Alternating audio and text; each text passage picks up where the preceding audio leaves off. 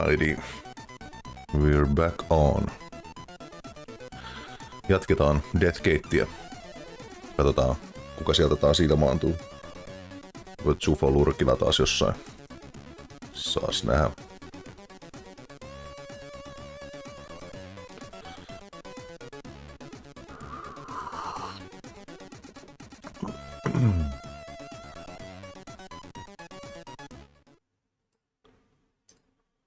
Okie dokie.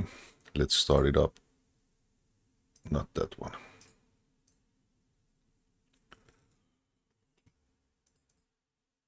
Actually, we gotta reset.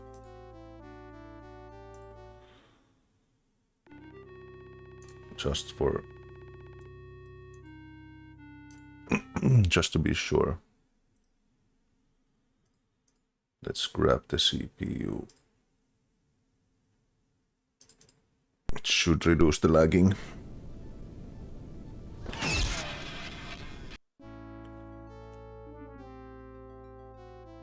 "2,000 years ago, the Sartan..."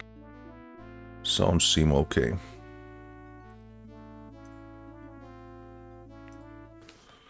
Okie doke.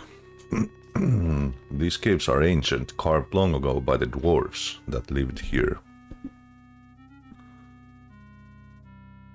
Tunnels run off in all directions. Talk to the dead dwarf. My lord Clytus, I knew you would return. I have been faithful. As you asked, I spoke to no one about you. I have waited for you to take me back to the Colossus so that we can complete what we started. Take me with you, my lord. Please, take me with you. The dwarf studies you with his one rheumy eye, sees the vague form of the black robe, and then smiles, an unsettling sight. Yeah, because we put on the Clytus's robe. Or maybe he's Cletus from Simpsons. Do you know the way through the catacombs? You look like hell. Are you sure you can walk? I'm not gonna carry you. You sat here for thousands of years waiting for me.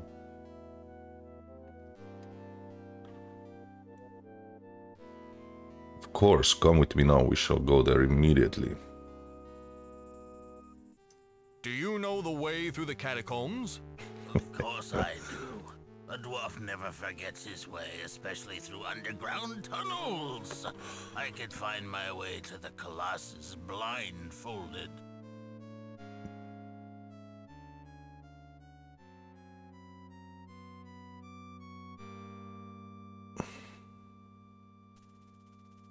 "You sat here for thousands of years waiting for me?"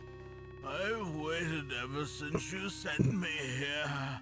I knew you would return to take me away. I always knew. Dude. What's up with your eye? Your eyes are so weak that you might as well be wearing a blindfold. "Did you make that statue in the clock tower? Is that supposed to look like me?" A statue? A statue? I carve statues of you all the time in your service. You said that it pleased you. I hope I haven't done anything to make you angry. I might have made a statue when I first came here. I can't remember. Forgive me, my lord. It's all so foggy. Oh man, sad. "Of course. Come with me now. We shall go there immediately." Yes, my lord. Of course, my lord. Let us go. I'm ready. 10 points.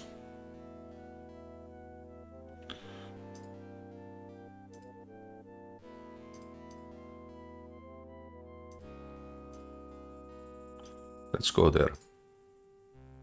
Unlike this junction, the other tunnels are too small to follow very far. Not much problem for dwarves, but you're big even for a patron.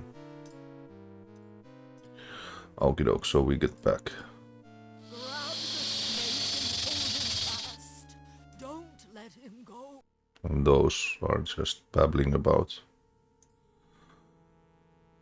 So I think now we're gonna go.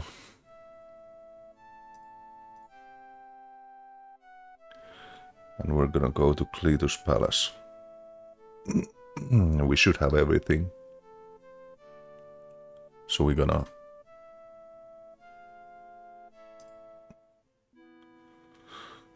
Save here.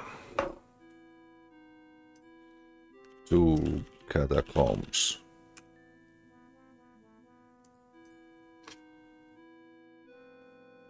You are in one of many passages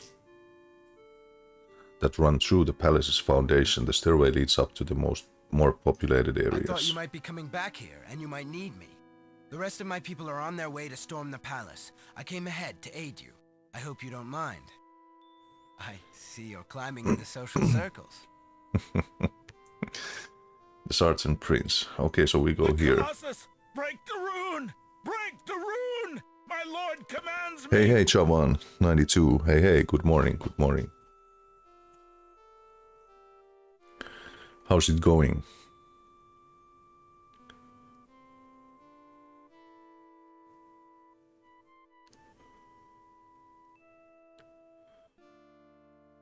Yeah, the Colossus, but actually we're gonna repair the Colossus, not break it. Yeah, I thought, yeah. Yeah, it's like, was it like 60 days? I did it as well, because first I made the account and then I changed the name after.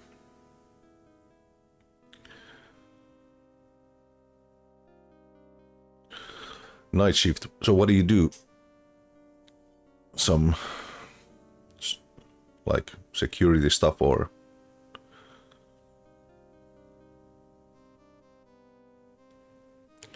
night shifts? Yeah, it's 8 a.m. here. Just waking up. Having my morning coffee and starting off.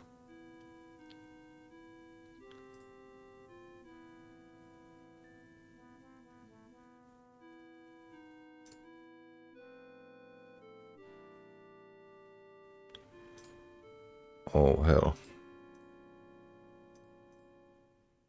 We've got the stinking rebel trapped now. Only Clytus knows the way through the catacombs. He'll be here in a second to track that lowlife down and kill him. You hear me, rebel? You're going to die! Oh, that's some angry shit.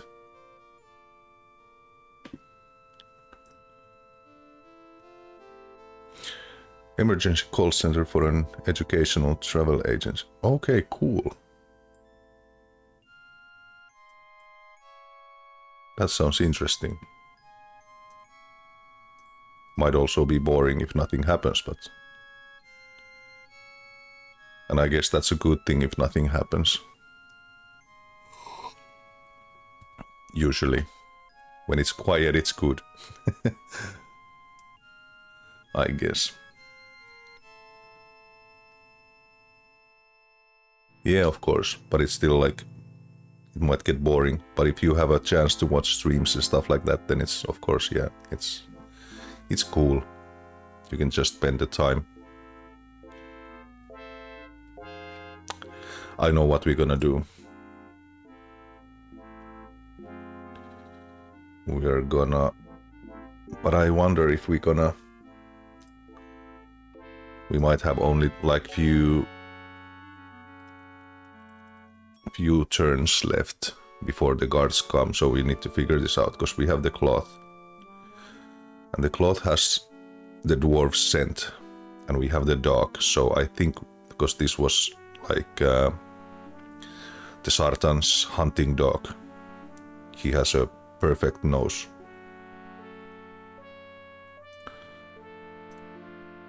You hold the cloth in front of the dog, he sniffs at it, then lowers his keen nose to the ground. His ears perk up and he points to the north.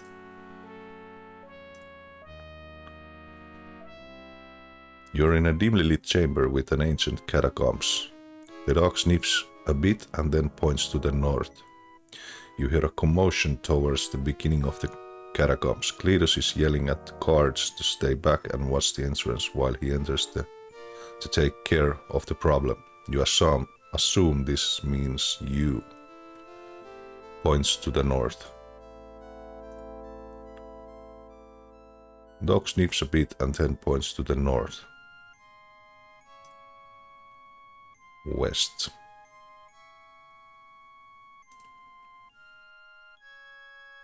South. Points to the west. Points to the north. The footsteps get closer. From the sound of it, there's only one pursuer, but he's running. He knows these catacombs well and he's gaining fast. So he's the Clytus the 14th. West. North. North. North. Okay, we made it. A huge stone spire rises from a pool of lava. Its surface is covered with the ancient mystic runes of the Sartan. 10 points. The footsteps continue to pound behind you, very close now. Okay. So we're gonna save here. This was the Colossus. We're gonna use the headpiece. But we cannot, because we need to first use magic on this rune to unravel illusion. Because there's the illusion spell on it. As you trace the runes in the air, you start to sense the wrongness of the Colossus. The crux of its magic, the containment rune, was broken and then covered up with an illusion. Your spell carefully unties the deception until the illusion completely unravels and falls away. What remains is a hole in the center of the containment rune where an important line should be. Without this line to complete the rune, it's powerless and has been ever since the piece of the Colossus was removed. But we have the headpiece. You place the copy of the headpiece on the hole in the containment rune. It slips inside smoothly and firmly. The lines carved on top of the headpiece connect with the remainder of the rune and complete the spell. Immediately, the rune begins to glow. It isn't very bright, but you sense that the spell is working. The Colossus magic is being held inside the spire. None is leaking out as it did before. Patron, I knew you would be trouble. I should have killed you when I first had the chance. And the young prince as well. It seems that I have been far too generous lately. I'll have to rectify that. Rectify this, motherfucker, because there's no power in your stuff anymore. The Sartan lifts his scepter and holds it dramatically in front of his body, but nothing happens. He tries it a few more times, staring in disbelief. The prince laughs, draws his swords, and pounces on the confused dynast. Cletus doesn't have sense enough to scream, but looks bewildered by the sword wound left by the prince's attack. He topples into the mound of lava surrounding the Colossus as the powerless scepter falls from lifeless fingers. So, Haplo, you are a patron. I know about your race. Balthazar taught me well.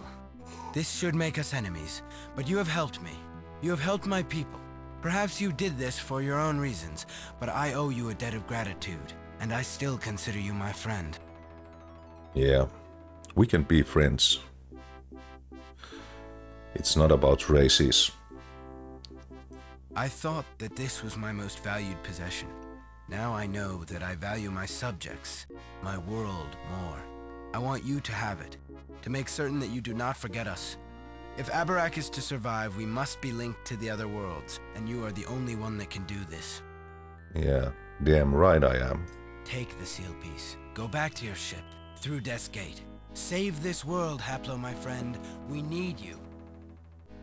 Now, I must clean this palace of the filth Clytus left here. My people should be in position by now. Okay, cool. That was quite straightforward. We take the seal piece.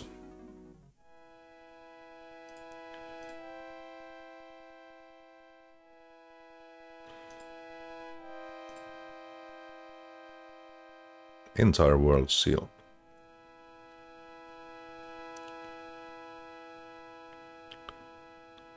So I guess we're done here. Let's look at the Colossus for the last time. The Colossus rises from a round pool of lava in the middle of the room. The stone spire is covered by certain runes. Too complicated to follow. One large rune in the center attracts your eye. The runes are faint but steady. The Colossus is no longer losing its magic, but too much damage has already been done.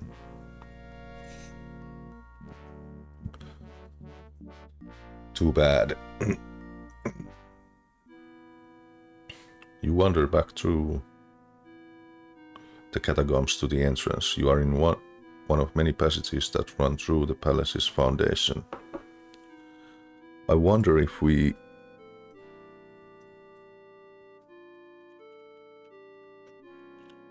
Clytus defeated. We're gonna go and check. You hear skirmish at the top of the stairs. The prince's men are clearing the palace of Clytus's entrenched forces. You decide that it's better to avoid those conflicts, okay?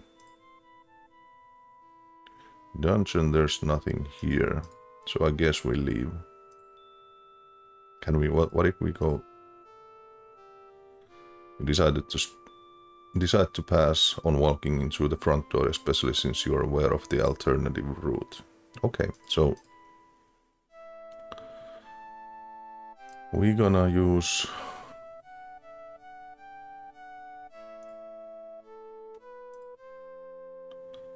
rune transfer.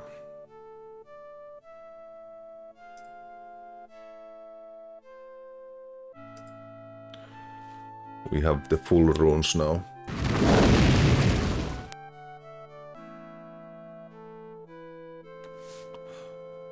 Yes. So all the 4 areas.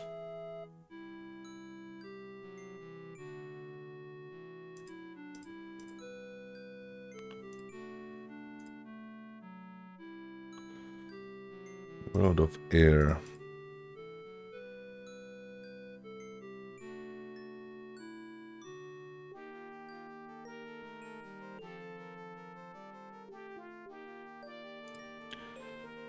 Carved from crystal. Oh yeah, there's the same rune. Okay.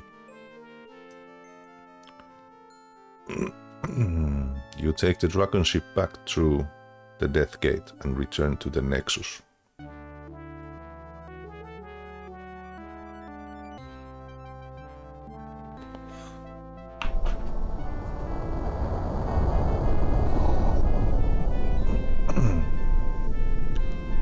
Okay, so I think it's the last word. The final world.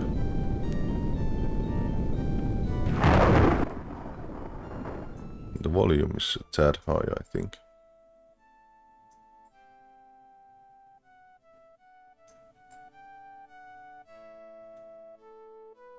Well, I don't know, because this game has weird audio. Like sometimes it's very high and sometimes it's very low.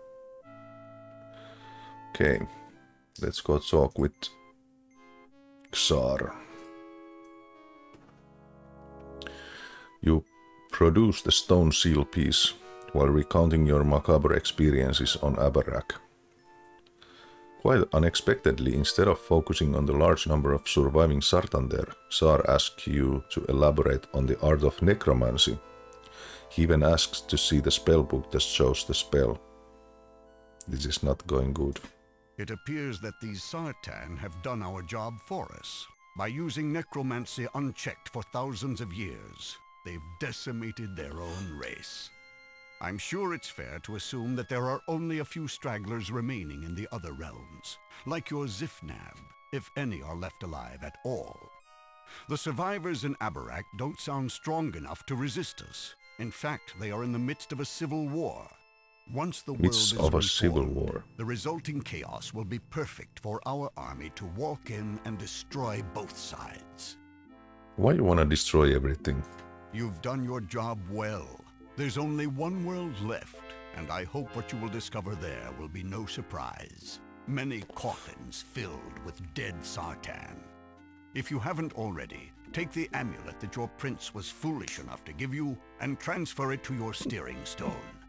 Go to Chalestra and bring back its seal piece. We're very close, Heplo. I can feel it. Yeah, that's the thing here, that Xar first he seemed like, or well, we like patrons seemed like we had the justification to, because we were trapped in the labyrinth by the Sartan. But now it seems that the more we learn about these worlds, we actually wanted to be together, because it was the Sartan plan wasn't to break it, it was to teach people the mensch, like it was meant for elves, dwarves, humans, and so on, to learn to work together, and then they could actually put the world back together, to link them, to link these worlds. So it was like a test for humanity, that they don't wage war, but they have to work together to survive and to put it back together. That was the Sartan plan. But it seems that we are... I felt before in this game that we are the bad guy actually here. Sartan just messed it up, their great plan.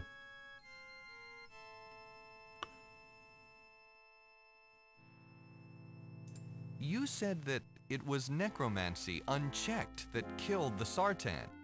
Does that mean you'd consider using it with limits? Do you understand the potential of that spell? An army whose numbers never diminish, whose members get stronger after they die. What force could stand against it? Naturally, we'd have some other deaths to compensate, but they'll be manageable. After a few skirmishes, the mere threat of our army would be enough to enjoin surrender. Then we wouldn't need to use the spell anymore. Until that happens, there are always losses in war.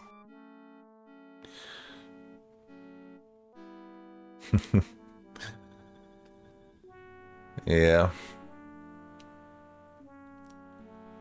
Xar is a bit of a power-hungry maniac.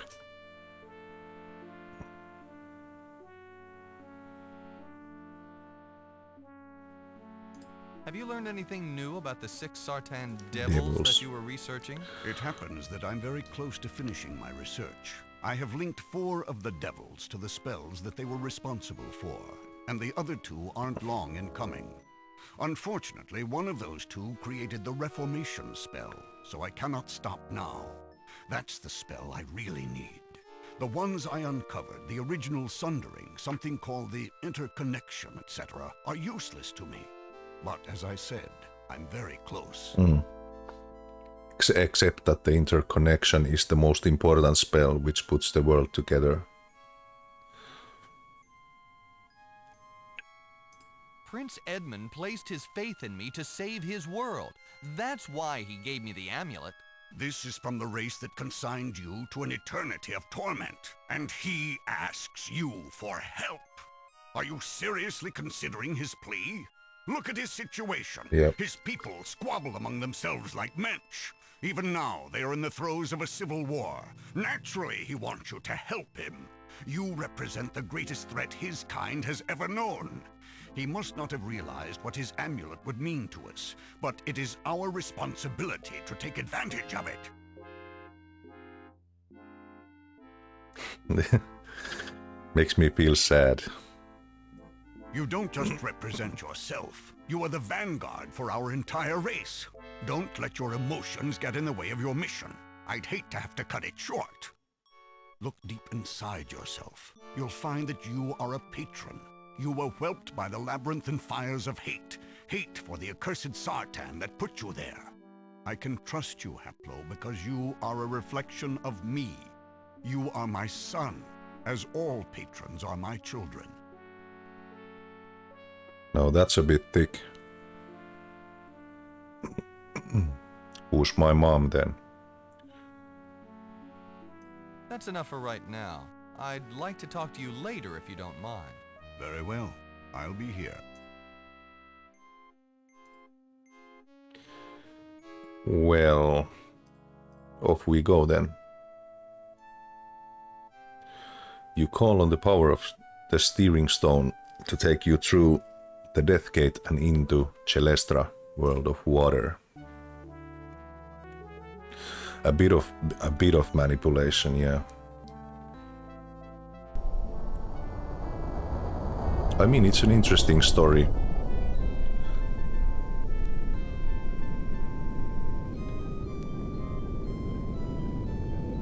All in all, it's a very interesting story about power and racism and getting together, war and peace. About how people forget what actually happened and then they just want the revenge without even knowing the actual reasons to it. So, upon leaving the Death Gate, your ship is surrounded by water. A light from an underwater sun glints off the crystalline domes of orbiting moons. Underneath the nearest, you see an entrance, so you guide your ship inside. This is kind of cool planet.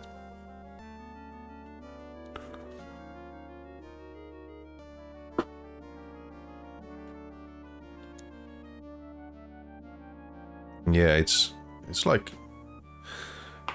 they don't do this anymore. It's funny that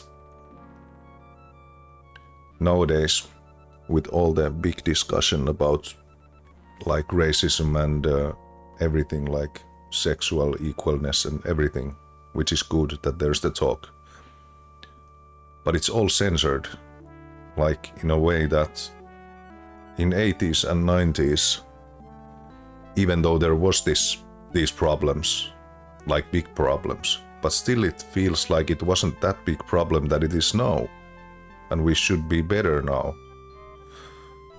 But during those days we were actually able to like tell these stories like this without being racist or without being something another. Like this game, someone could just say, okay, there's only men in charge. There's not been a single woman like in any significant part of this game. So it's sexism. But it's not, it's a story. That's yeah, we're going too deep. Let's continue. But yeah, that's just me. I just think everyone should live their lives as they feel happy doing, and that's it. And not spend too much time thinking of what other people think.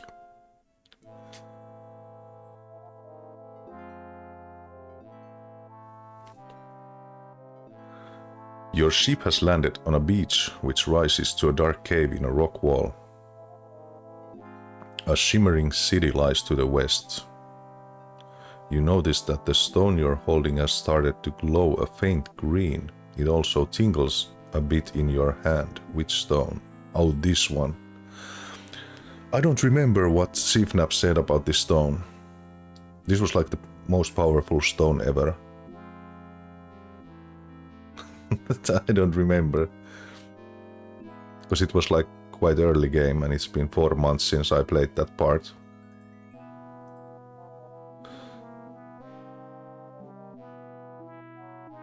Sifnap stone. It's supposed to be like... Let's go to the cave.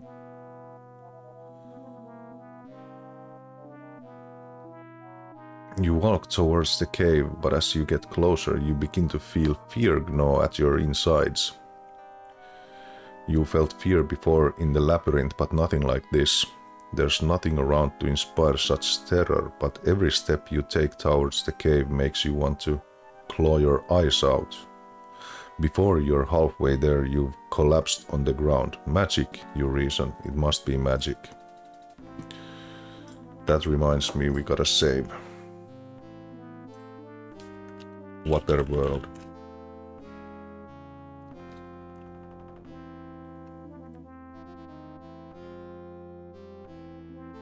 Okay, so we're gonna go here. A thick wall surrounds a city-sized glowing dome. In front looms a gate upon whose door is a huge graven spell. You get the distinct impression that you are being watched. We still have our doggo with us. That's so cool. He stayed with us after we switched the soul with him.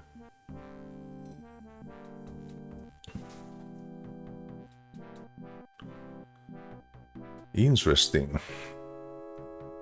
You recognize the spell from Balthazar's book. It is a warding spell designed to keep out foreign magic. Unfortunately, it also keeps everything else out, including you.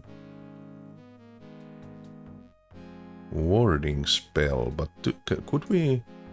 Because there was missing like one... Warding... Ward. Ah, but was it resurrection actually?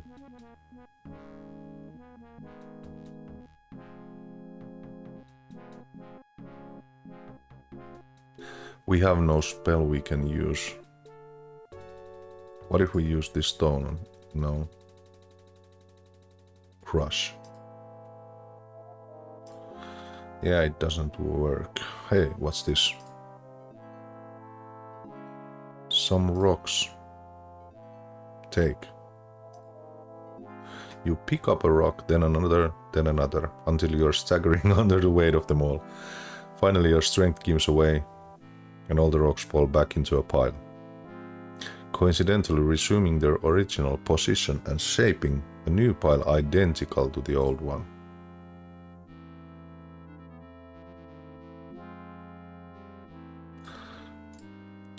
Let's check what the dog sees.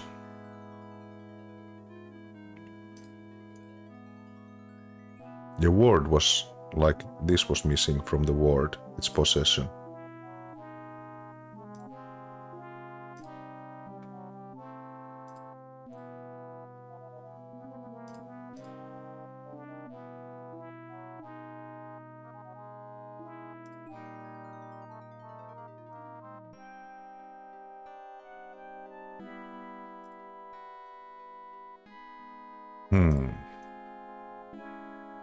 What the hell happened to the dog?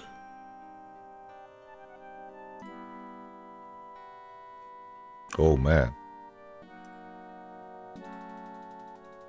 What? Pet the dog.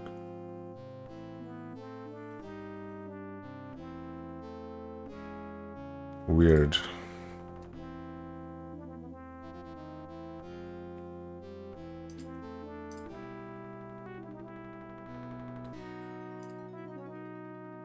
Okay, what if we wear this?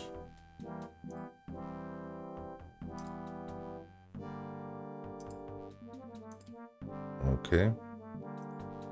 That's not gonna work.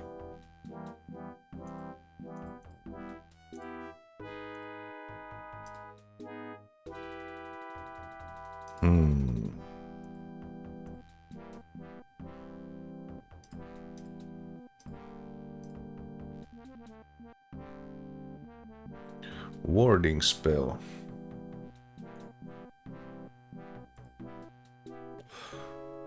What if it's an illusion?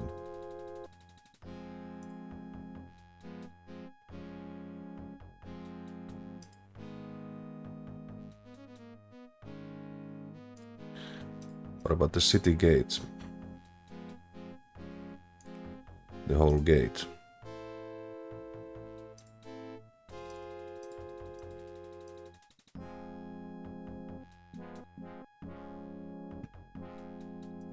Okay, what about this? Oh, no, not magic on the cave.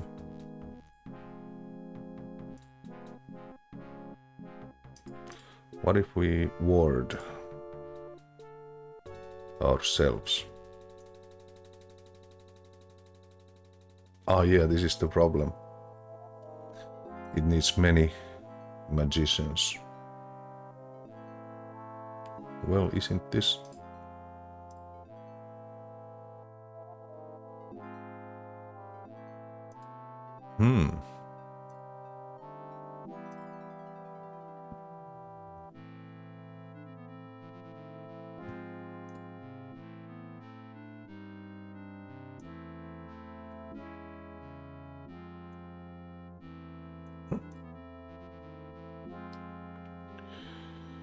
Beach landing. Water. Cave.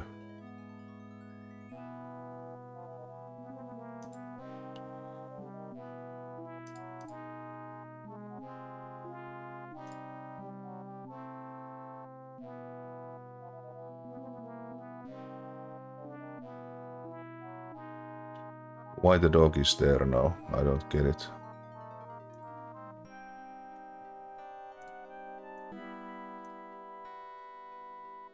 It's a rock pile. Yeah, it's a rock pile. Where's the rock pile?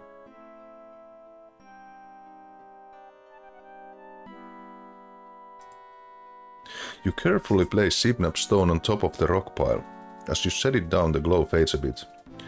You don't dare to take your eyes off it because if the glow left entirely, the stone would look like every other rock in that pile.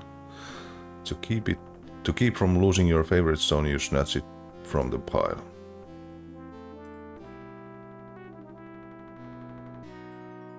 Strong green color.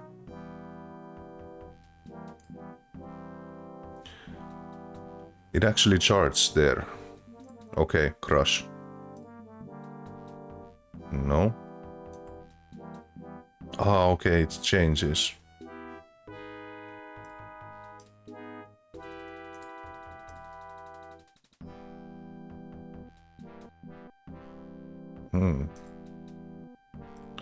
Outside city is a big place.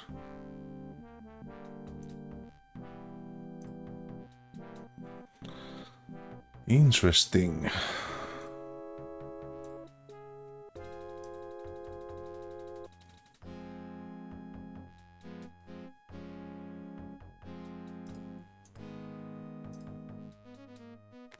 Ah, yeah, but we cannot cast that.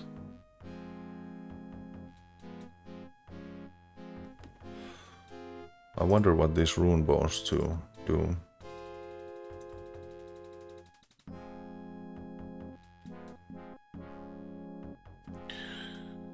Now here's an interesting place.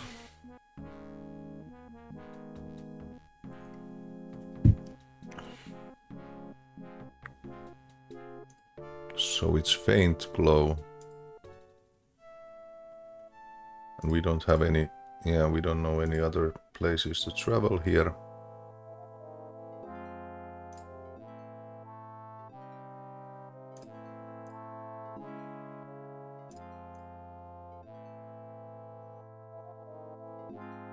Yellow petals, key.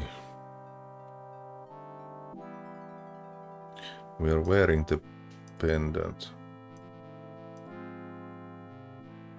I don't know what happened with the dog.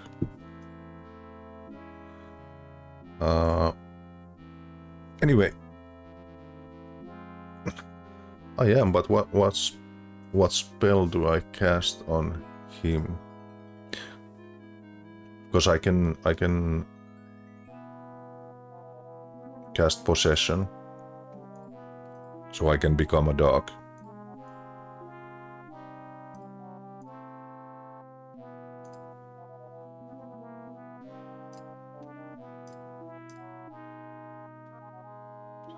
But I don't see like anything different. The dog doesn't see anything different here. Because it's like, yeah, the dog Dog doesn't want to enter either.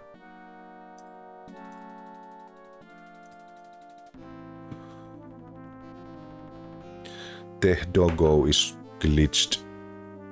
Can I... What else I can do? Rune transfer. Create reality pocket. Shroud of darkness. Swap. That is exchange places. Transportation, we need the disc. Motion creates unravel illusion. Self-immolation, we can explode ourselves. Okay, I'm gonna have a small break. I'll be back in a minute.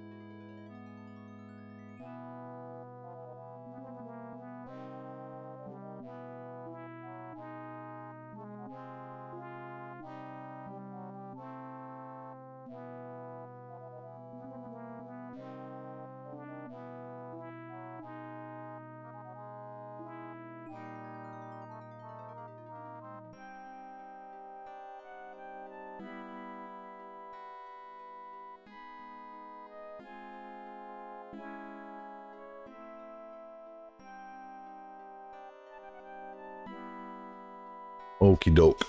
We're back.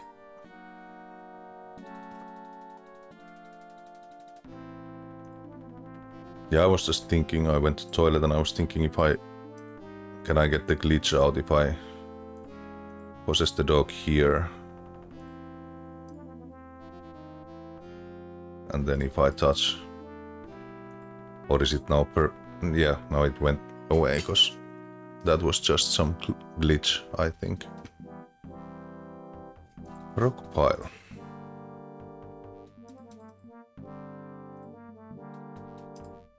We can cast spell on the rock pile. Let's cast heat.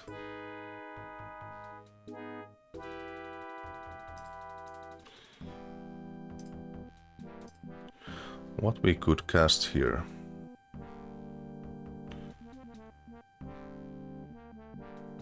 Motion, but it's not. Rockpile isn't inanimate object with a humanoid form, so the spell has no effect.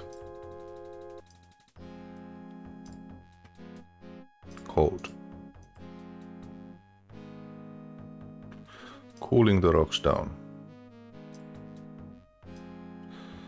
But the rocks are there for a reason.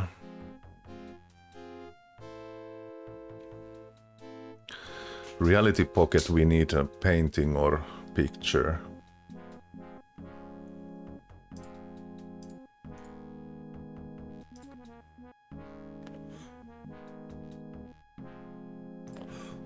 Okay, what about the gate? Let's identify the gate.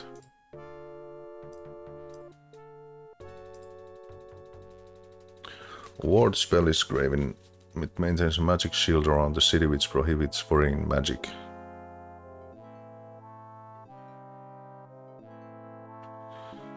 Which includes you.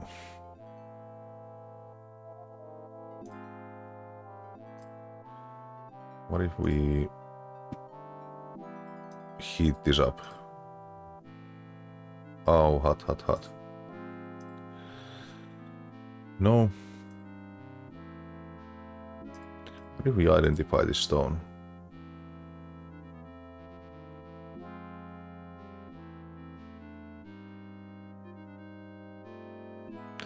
Identify has trouble making sense of the rock's magic, which is unlike the magic you command. In fact, the rock is either so ordinary or so completely dissimilar to anything you've ever encountered that the spell can't make heads or tails of it. Can we use Rush?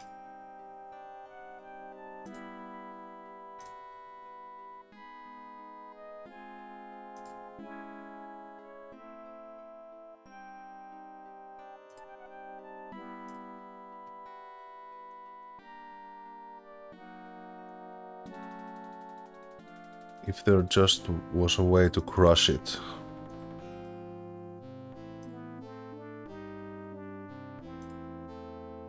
You can't open a stone, I know.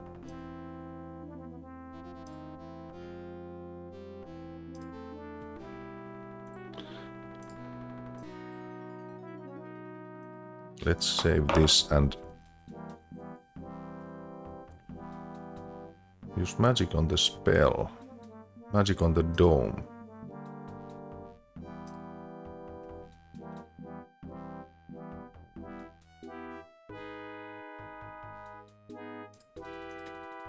What if the dome is an illusion? No illusion.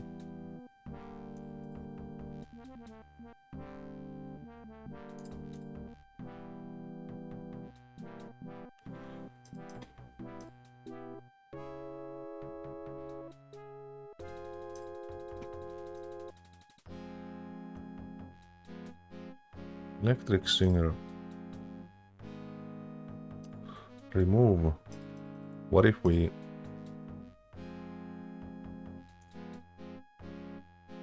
It's a rock pile, not a... Yep.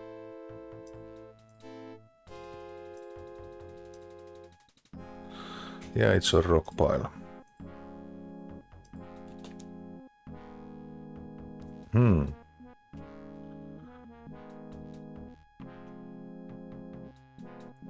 Swap probably another POE of the area from this side. With the cloak. What do you mean with the cloak? We have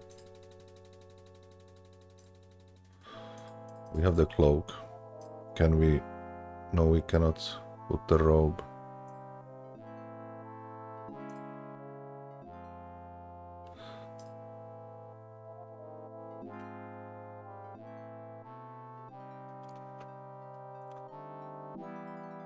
Magic on the dome.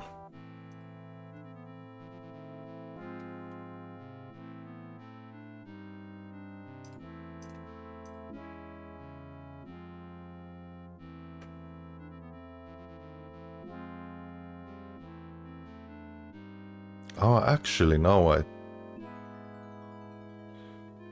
Hold on, what is the...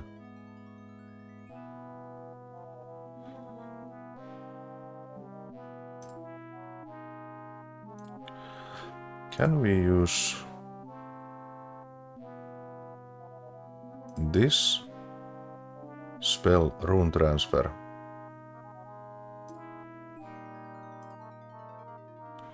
And cast this on this.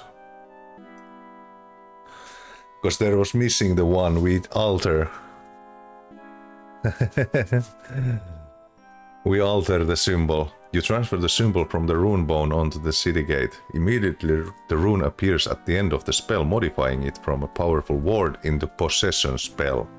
Since the possession spell has none of the qualities of a warding spell, this spell system is amazing. I mean, the magic dome falls away and to reveal the glistening capital city of the Sartan. The sight takes your breath away. Yeah, altering the spells, what we learned from the books and from Balthasar.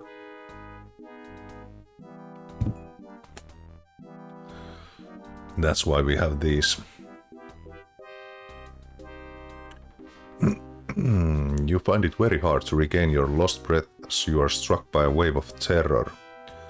All the glimmerings you've experienced before this are nothing compared to the fear that grips you. You've never ever been so afraid. The sheer emotional impact throws you to your knees. Blood rushes in your ears. The shriek emerges from the depths of your being in the labyrinth you always used your fear to advantage. It made you quicker, smarter. This fear is unreasoning. You can't control it, you can't use it. You don't even know what is causing it. What the fuck? Some kind of a dragon. Wild-eyed. You almost break your neck swinging your head around trying to spy the source. It isn't long in coming. A black taloned claw strikes your back and sends you sprawling into the sand. You twist around but cannot rise. You stare into the blood-red eyes of a dragon. They show you your death and you can but gibber in response. Ah, a patron. I hope that if I let you live and watched for a while, you would succeed where I have failed for so many, many years. And you have. You have opened the city to me. My magic was useless against that infernal spell. But you understand those mystic runes. You changed it somehow. I am grateful to you, patron. In return, I will give you a quick death. Painful to be certain, but quick. Oh man. Goddamn dragon. You find that words completely fail you. You lie helpless, trembling under the claw of this dragon. He rears back, inhaling. Flames leak from his nose and mouth. When he appears about ready to loose his fiery blast, something catches his eye.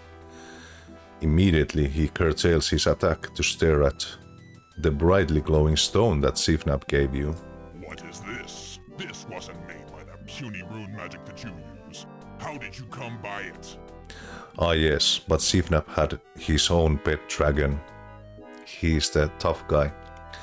You can't even form the first word of an answer, and it seems that this dragon doesn't really expect one. His other foreclaw reaches out and delicately removes the stone from your possession. He draws the stone up to his eyes for a closer inspection. In reaction, he hisses and roars and waves his neck back and forth wildly, sinuously spouting a flame everywhere. This should not exist! It is impossible! There is only me, Sangdrax! I am the wave! You don't mind if I relieve you of this stone, do you? You will certainly have no need of it shortly. He tosses the stone away. It falls on a pile of rocks of similar shape and size. The only way you can distinguish it from the others is by its shine, which is like the sun. Suddenly, you take notice of a furry form splayed on the ground. You realize that your dog has been silently crawling towards you on its belly, braving the aura of fear that keeps you helpless. Every inch is a struggle, and it seems that at any second the dog will bolt, but it keeps coming. When it gets near, the quiet whimper escapes its throat, barely audible but loud enough to attract the attention of the dragon. This is your rescue? A life form lower than yourself? I will give it this. The dog is certainly braver than you, patron.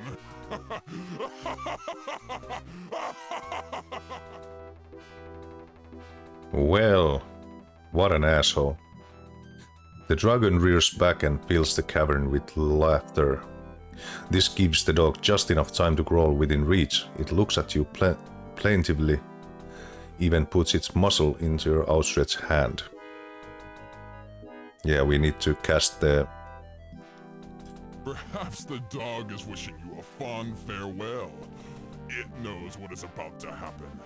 I was simply going to kill you, but I've reconsidered. I won't merely end your life, patron. I will eliminate every trace of you. I am going to destroy your soul. You will no longer exist on this or any other plane. You should not have brought that stone into my presence. Prepare yourself for oblivion, patron. Big words, big words. The dragon rears back again. You assume that no distraction is going to keep it from completing its task this time. You take one look at your struggling companion and draw some strength from his bravery. You might have the wherewithal to do something if only you can figure out what to do. So this is again like a puzzle with one move. And what we're gonna do is we're gonna... now this was the bugged out dog before. We use magic on the dog and we possess him.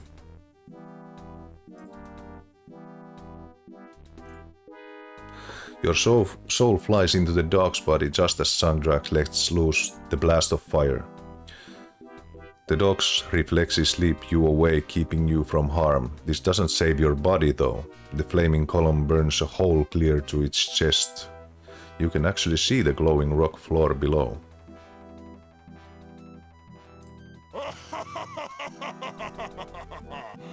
Now to take care of his mangy pets.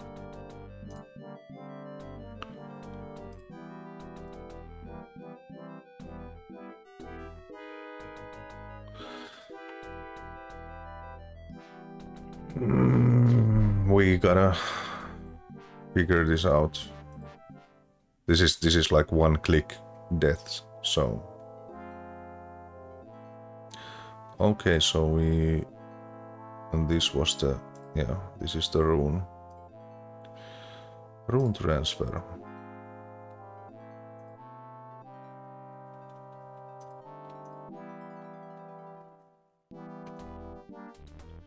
Okay, let's skip these.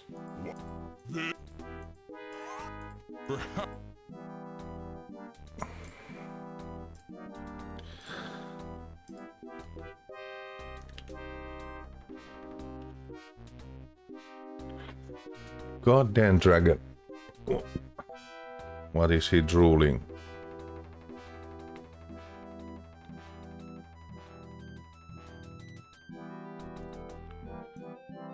Can we use some magic on him?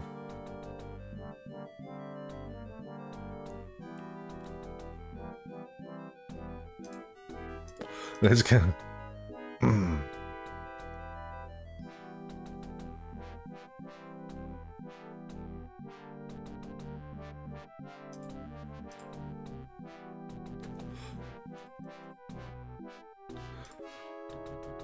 I think we need to do this.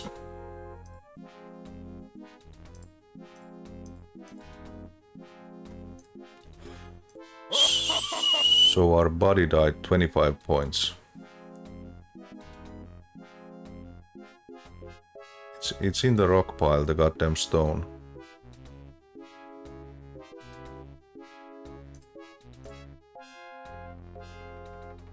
You bolt into the city, narrowing, missing the dragon's second torrent of flame. Scared almost out of your mind, you dart into the cluster of buildings. You pad into narrow alleys and twisting side streets. Soon, when you feel you might have lost the dragon, you wander into an open building. Okie doke. Robed figures are filling the seats surrounding you. They all move slowly, yawning as if just awakened. A man in front of notices you and approaches. This is the meeting chamber of Sartan High Council. Seats ring the speaking area where you stand. What do we have here? A dog? I haven't seen a dog for ages. But then again, I've been asleep for that long. Hello, boy. I'm Sama. How'd you get in here? Did you come with the Sartan forces from the other realms? This dog is no dog. It is a vessel for another's soul. The soul of a patron. We found no other Sartan, no rescue forces. All we discovered were the charred remains of one man and these items. Friends, we have a very unusual situation. Our ward has fallen. This roused us from our slumber as predicted. But instead of greeting the Sartan rescue forces as we expected, all we find is a dog carrying a patron's soul. We need answers, and the only source is this patron. While he exists inside of the dog, he cannot communicate. I suggest that we restore the patron to his original form so that we can question him. Oh yeah, the Sartans have like a bit stronger magic skills. Bring a patron here? To our very heart? Have you forgotten that the patrons are our mortal enemies? I say leave him in the dog's body. Soon he'll forget he ever was a patron, and he'll be no threat to us. I don't remember. This is one of the devils that Xar was talking about. Saman. Do you know what is Sama, happening out yeah. there? Where are our fellows? Why is this patron here? How long have we slept? It is very possible that the patrons have been rehabilitated as intended. Perhaps this is our rescuer. Is this how you would treat such a guest? No. We shall restore him, and we shall have our questions answered then. It is the only way. He looks like the prince from the Aparak. Whatever you might think of me, Councilman, I am no fool. You may prepare the nullification element. We will administer it to the patron after he is restored. The councilman grunts in approval, then fetches a bottle filled with water. He traces a quick spell in the air which flows into the liquid. After a moment of light, the bottle looks absolutely normal. You notice that while you were watching the lone Sartan and his bottle, the entire council has gathered around you. Together they weave an incredibly complex spell that appears to require them all. Like a blanket, the spell falls over you, sinks into your flesh. The dog's body reacts violently to the Sartan magic. Limbs stretch, tendons pop. Your bones start to expand and twist. You let loose yowls of pain, one after another, but notice that each one sounds a little more like a human scream than the last. Finally you lay on the ground, panting and hurting, but in what seems to be your old comfortable body. You feel hands drawn you up and clothe you in the garments that remain from the dragon's attack. Then someone pours cool, clear water down your throat. You accept it eagerly. What have you done to me, Sartan? You've taken my magic away! You drink all of the water offered, and soon you notice tingling sensation. Somehow the water has removed your ability to cast spells. You're as helpless as a newborn against these Sartans. Calm, my friend. What we have done is temporary, and for your protection as much as ours. You have imbibed some nullified water. This eliminates all of your magical possibilities. While you cannot bring any possibilities into this reality, neither can any be placed upon you. This means that although you cannot cast any spells, you are invulnerable to others' magic as well. You have been nullified. It will continue for only as long as we need to question you. Cool spell. I need to grab some water. I'll be right back. Sorry for the quick break again.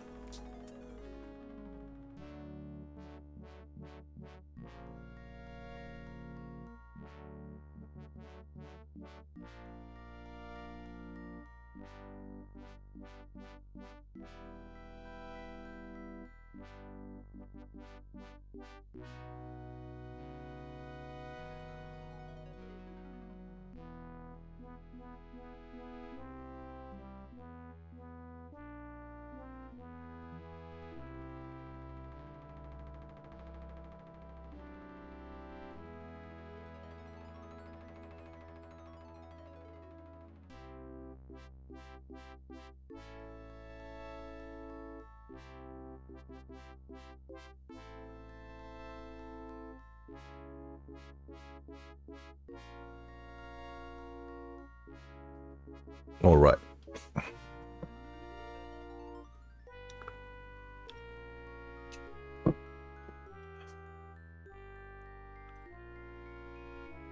Now let us begin. Let us begin. Who are you? Why are you here? How did you get into the city? I'm not talking. Why should I trust you?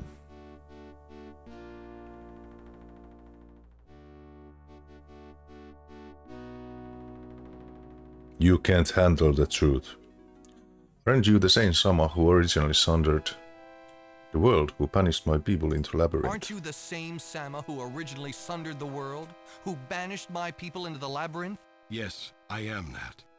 I know that you can't understand this, but it was all necessary. It was part of a larger plan.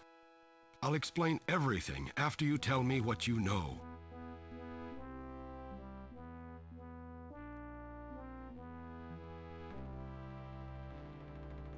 Do you know how long you've been sleeping? Not really. I'm starting to think that it may have been much longer than I intended. You've been asleep for over 2,000 years. 2,000 years? How is that possible? You must tell me what has happened. This just keeps getting more confusing.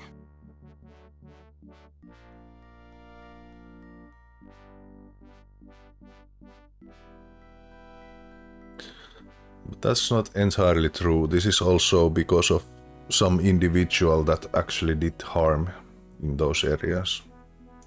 Alright, Sartan. You want the truth? I'll give it to you.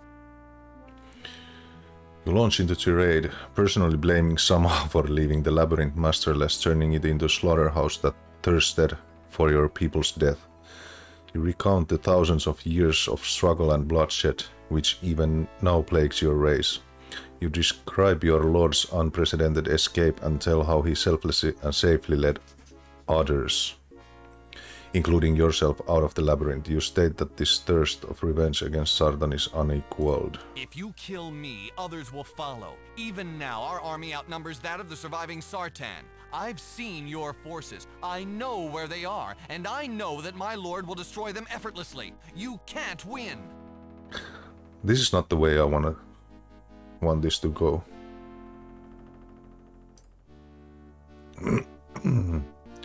Sama cries openly at the description of the dead Sardan in their crystal resting places of Arianus. He seems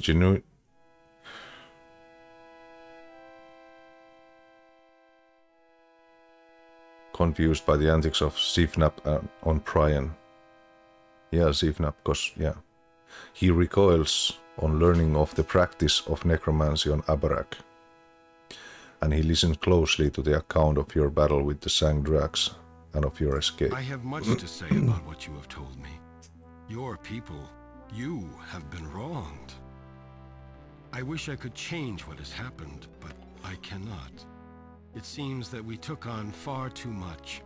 We thought we were gods, that we were infallible. We weren't. And both of our races have paid the price. However insane you think it might have been, there was a purpose to the plan. We tried to create worlds in which the Mensch would thrive once they were united and the realms were interconnected. What your lord seeks to do is collect all of the seal pieces to reform the original world. He doesn't understand what this means. His efforts will result in the death of many of the Mensch left alive in the new realms.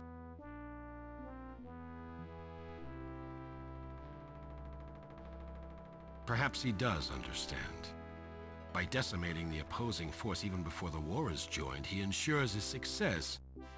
I'm not sure the Mensch left alive will enjoy the slavery he undoubtedly plans for them. What he may not realize is that this will affect his own race as well. Many of his people will die in the Reformation.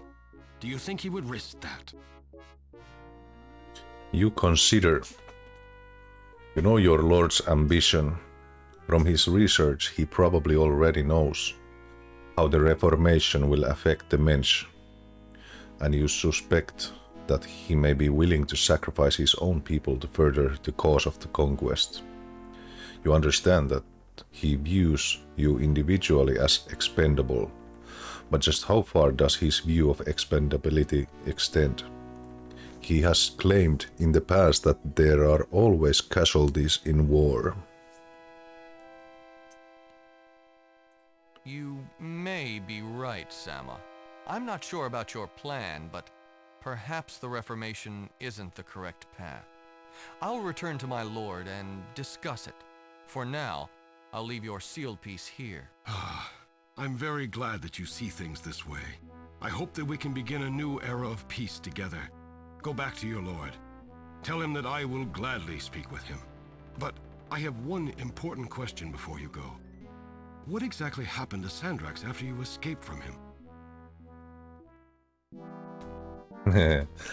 As you consider the question, one of the men who brought your possession in the room begins to write.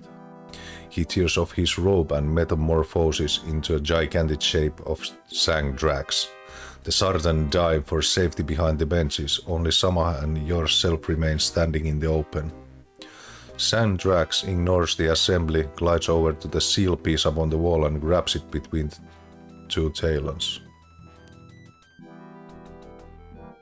Is he... what? Thank you, patron, for painting such a vivid picture of all of the worlds, including your own, that lovely place called the Labyrinth. Definitely a realm after my own heart. You see, I feed on fear and chaos, and I can't see a better way to produce such things than by allowing your lord to proceed with his plan. However, since you appear to have lost your nerve, I'll have to take your place. Your lord trusts you, does he not? Especially when you are doing what he wants. I shall take your ship, go to the Nexus, and deliver this seal piece to him. I'm guessing that it will complete his collection. Then I shall lead him to the Vortex where he can perform the rite of reformation. I'm so sorry you decided to turn against your lord. I'm sure that he doesn't view traitors in a very good light. Cool. Sandrax's voice in the background. I do hope you won't die in the ensuing chaos. All of you. I'd love to meet you again. We have much to discuss, and an eternity of pain during which we can discuss it.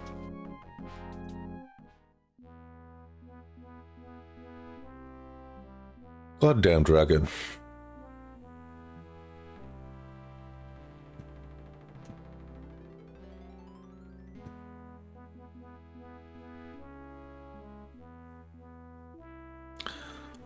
It's the magic nullification.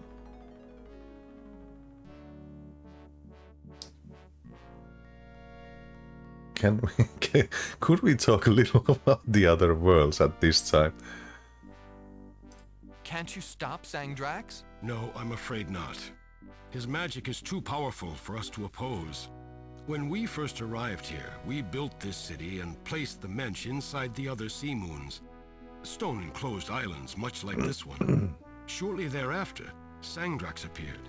We don't know where he came from. Unprovoked, he launched an attack against us. He never destroyed us all, just killed a few people. But it was enough to keep us scared and confused. You should have built this city on rock and roll. We never had a chance to defeat him. He commands some form of magic that is foreign to us, more powerful than the rune-based magic that we use. We erected the ward around the city as a last-ditch effort against him. Evidently, it worked. The ward was designed to keep out all foreign magic. Since he consisted almost entirely of pure magic, he could not enter. Okay, let me get my stone. We decided to enter our sleep capsules. We expected that when the others had learned that we were in danger, they would gather here to help us defeat Sandrax. We keyed our awakening to occur when the ward had fallen, assuming that it would happen only when the other Sartan had arrived. We never dreamed that thousands of years would pass before the ward fell. Now that it has, Sandrax is loose. Not only is he a threat to us, but with your ship, he has access to all of the worlds. And if he succeeds in causing the Reformation, we'll all probably die in the process anyway.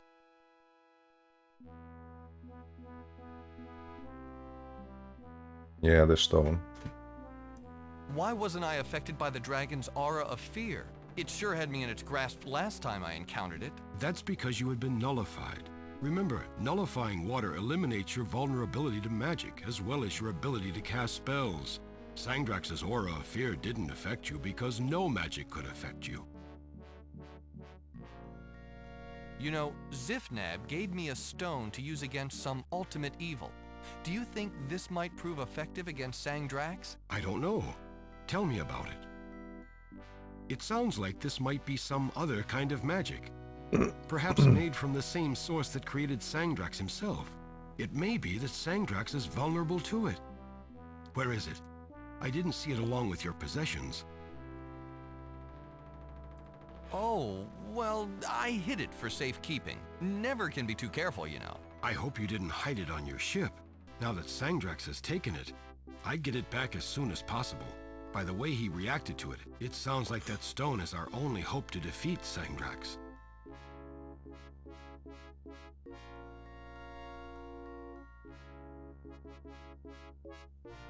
If that's so, why didn't you all tank up with the water and go after him? His magic wouldn't do a thing against you. This is true. Although we would be helpless as well as invulnerable. While the water was in effect, we would not be able to use our magic against Sangdrax. We could only confront him physically. He can choose any form. In a purely physical battle, he would destroy us hands down. How did Sangdrax take my form? That's one of his powers. He can assume the form of anyone or anything he desires. The talent renders him insidious as well as invincible. Talented dragon.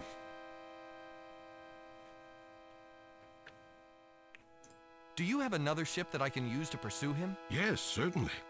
In fact, as we've been speaking, I've had another ship placed in the same port where you landed. You're welcome to it.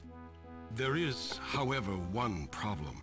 We seem to be a little short on steering stones. It takes quite a while to magically prepare a stone sphere to accept the naming runes that guide a ship through the Death Gate.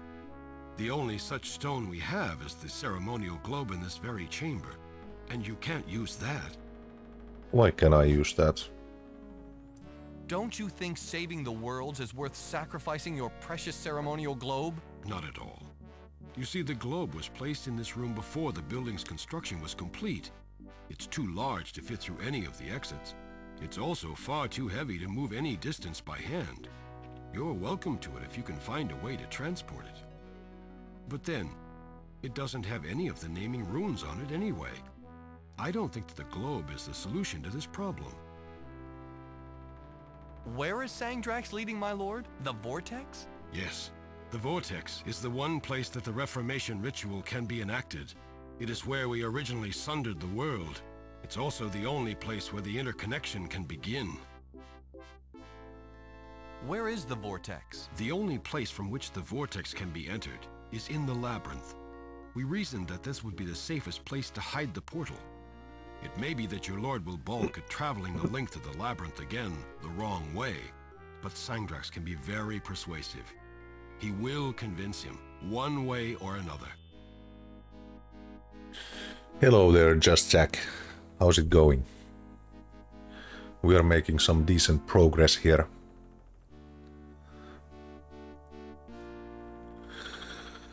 We are in the last world, or... well, we haven't been in Labyrinth yet. I guess we need to go there to get to the Vortex, as he said. Who is this dude? This is Sama, one of the Sartans that sundered the world. They woke up, and then Sangdrax the dragon just killed us once, and these guys resurrected us. And now Sangdrax took our form and stole the last stone. Or the... what is it? The piece, the key piece, and takes it to our Lord to unify the world, which will eventually destroy everyone, or something like that. This is Sama, yeah. He's actually quite humble, but Sama wasn't he one of the like Sar was describing, he's one of the demons, but he was one of the most reasonable guys, I think. Or was he the most like dude who wanted to create the Sundering? I don't. Yeah. Well, he was arrogant, but then we told about how things were and how they've been sleeping 2000 years.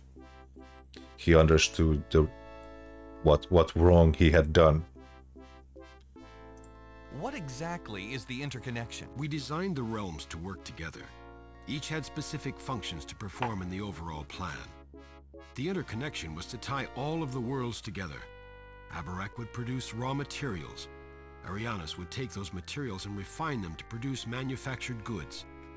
Prion would supply power to the other worlds. Celestra was to provide a place for most of the people to live and purify some of the toxins from the other worlds, notably Abarak.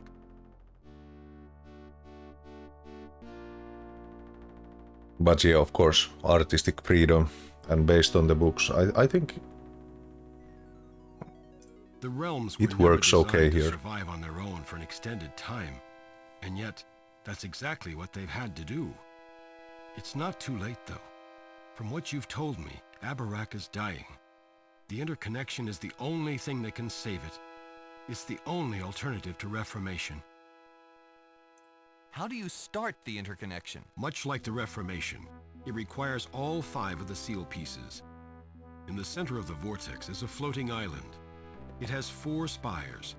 Each spire represents an element: air, fire, stone, and water. The seal pieces must be placed upon each corresponding spire. Then the spell itself must be ignited. This is done by placing the focus over the correct rune and inserting the Nexus seal piece into it.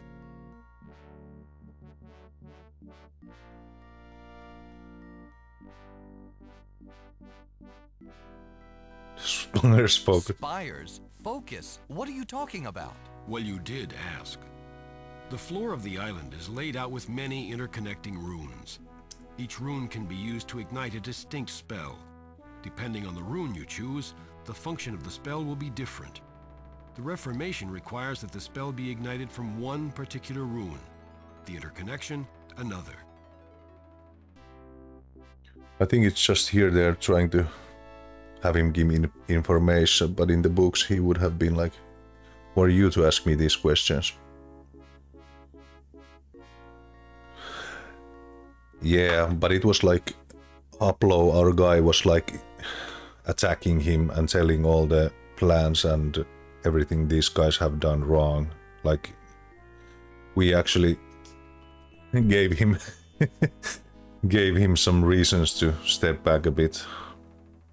But of course, yeah, it would have been dull if the focus game-wise. is a hexagonal frame that floats over the island's floor. You can move it over the rune of your choice. When you place the Nexus seal piece inside of it, the focus automatically ignites the rune under it, which casts the spell.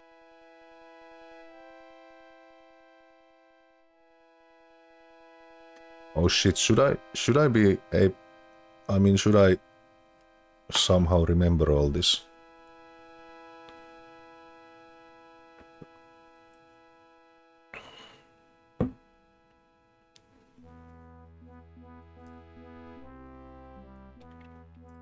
Which is the starting rune for the interconnection spell? It would be too difficult to describe. Though I will tell you that we left the focus over that rune. We intended to return and ignite the interconnection spell someday. Let's back up a step. Certainly. Could we talk a little about the other worlds? Very well. What would you like to know? Do you know who Zifnab is? I know of no Zifnab, but I doubt that is his true name. He sounds like a valuable ally if he knows as much as you say and has access to magic outside of our mastery. Why'd you react so strongly when I told you about necromancy? Necromancy was banned for many reasons soon after it was discovered. The most important reason being that when someone dead is raised, someone else will die untimely. This maintains the balance. By relying on necromancy, the people of Abarak have doomed our race. The magic doesn't recognize the boundaries of the realms. It kills Sartan as far away as Arianas and Prion. It wiped out thousands. Why is everyone here alive and well? It's actually ironic. The ward that we constructed to repel the magic of Sangdrax must have had the effect of repelling the magic of necromancy as well. It kept us alive against 2 dangers. But now, we only have hundreds of people left, where once we had tens of thousands. We shall try to reconstruct our lives, to help our brethren on Abarak, if there is a world left to live on. Let's go back a step. Certainly. I don't have time for talk. Now's the time for action. Very well. If I can be of any further assistance, do not hesitate to ask. We just talked for 15 minutes and now I don't have any more time to talk. You noticed that sometimes during your conversation with Sama, the nullification spell wore off. You now have command of your magic back again. But our doggo is gone, because we are the doggo now. Okay, I just took the rug.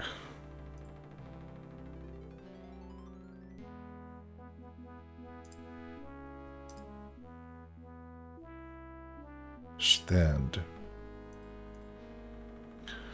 The stand delicately holds a large stone globe with 3 tines. Although it looks stable, the balance is a bit precarious. You believe you could probably roll the globe right off if you chose to do so.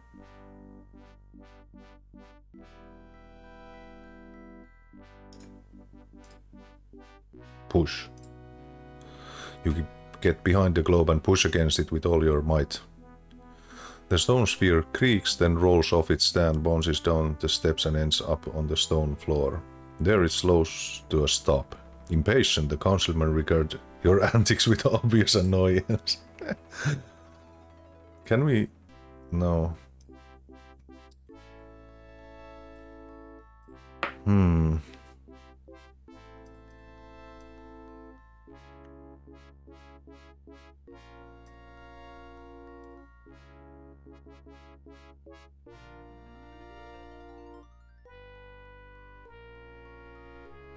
Wondering why you have taken their rock and moved their globe onto the floor.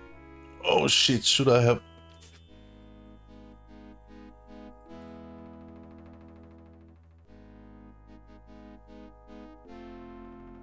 No, I think I fucked up. Yes, these are the actual Sartans from the intro where they sundered the world. Sama and the other councilmen. These are the original councilmen that destroyed the world.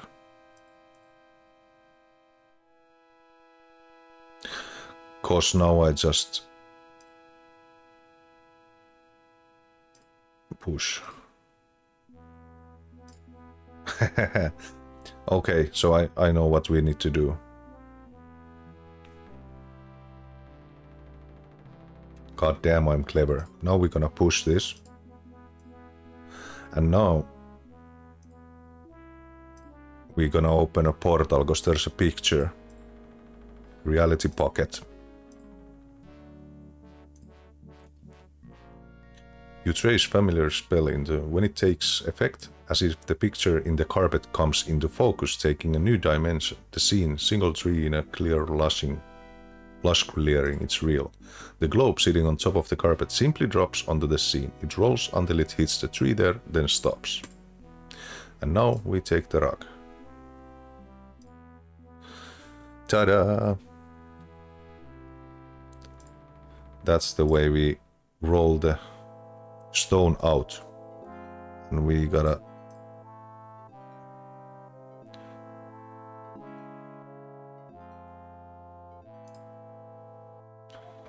Impossible chore. Shit.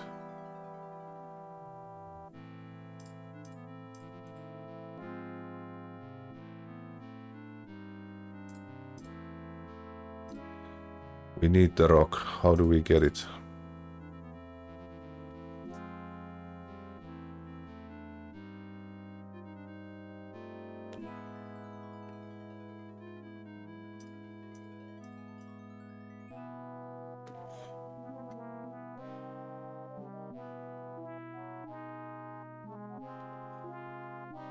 How do we get the...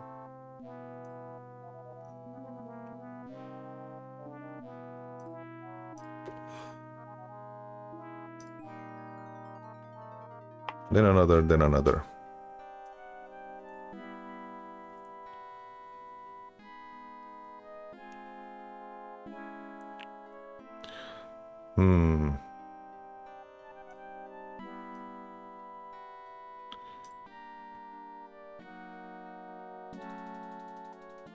Motion, room transfer, cold ward, possession.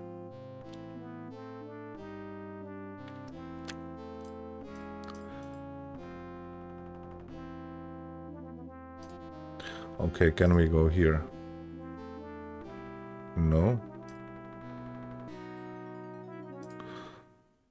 Okay, this is only place here. Sartan City is just...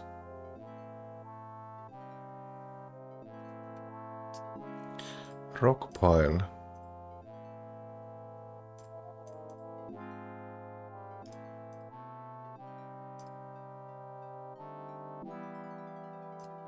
Let's wear that as well.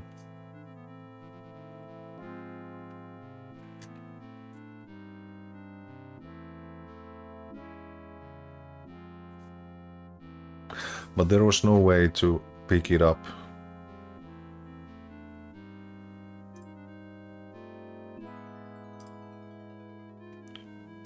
Let's create null water there.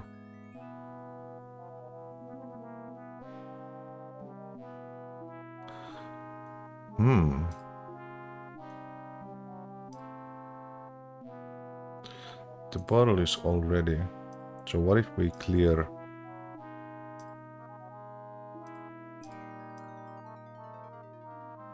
The spell surrounds the bottle of water. After a few seconds it has done its work, although the water looks the same. You know it has the magic nullifying effects that you experienced earlier.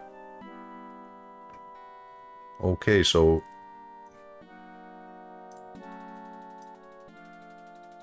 It's a rock pile, not a clear... sorry, clear bottle pile.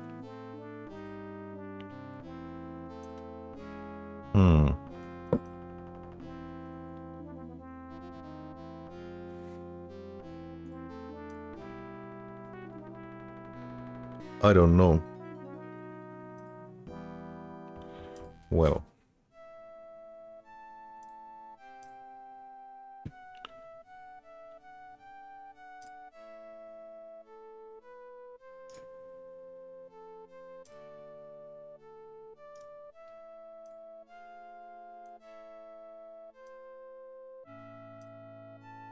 Now it rolls out.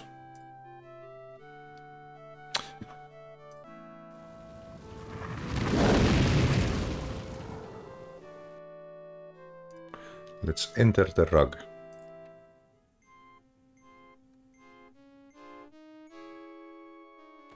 Wonder if we have anything else here. Climb. Evidently, the artist who created this carpet didn't think much beyond the immediate scene. Of course.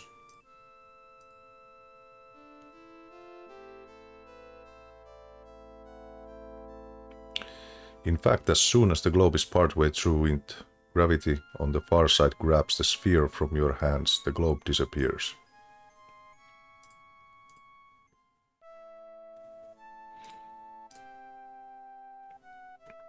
And then we're gonna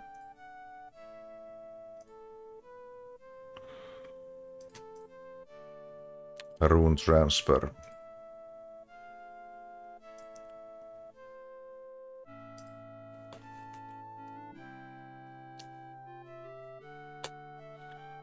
And then we're gonna save.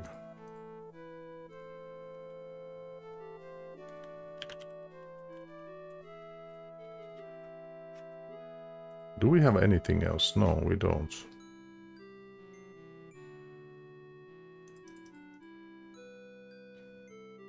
I really need the stone.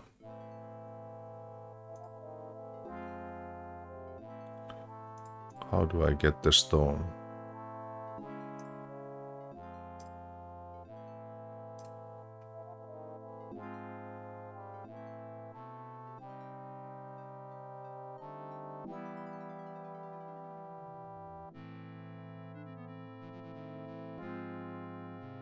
I don't have any.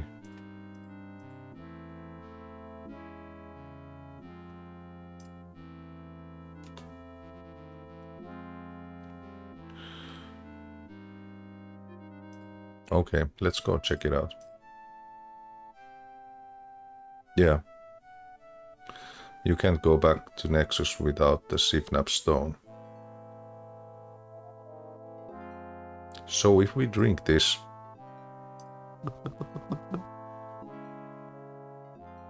and then we go to the cave. Yeah, because we're not afraid anymore. There's no doubt that Sandrax calls this cave home. Blood streaks the wall, and the floor is littered with the remains of previous meals. The scales are both sharp and oily. You get the feeling that if you cut yourself on one of them, the wound would become severely infected, perhaps prove fatal. You also sense that the scales of the dragon hold the same chaotic magic that Sandrax commands.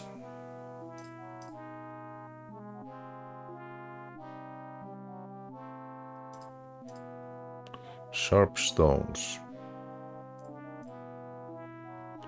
Poor fools who chanced upon Sandrax. The remains are of all races. It appears that the dragon doesn't discriminate. Ah, but we have the scales. Now we can find this. Because now it glows.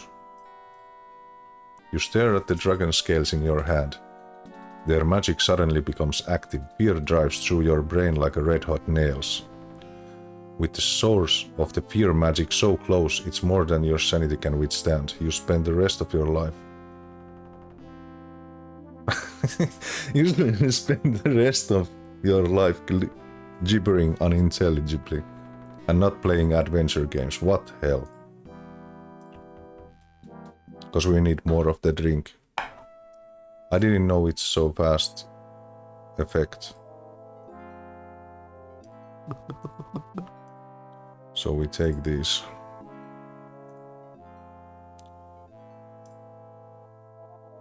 Do we...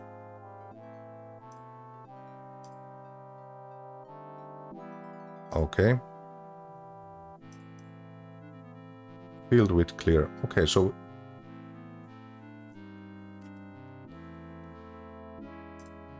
put these on the rock pile. You spread the dragon scales over the pile of rocks as you hope Sifnap rock reacts to the magic in the scales by glowing. Now the rock is very visible and easily distinguishable from the other stones in the pile.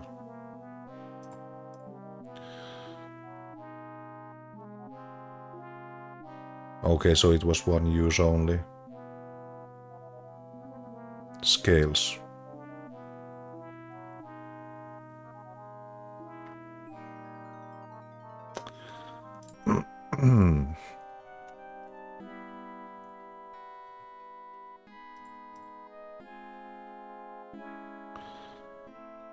Okay, good. Off we go. You take the dragon ship back through the Death Gate and return to the Nexus.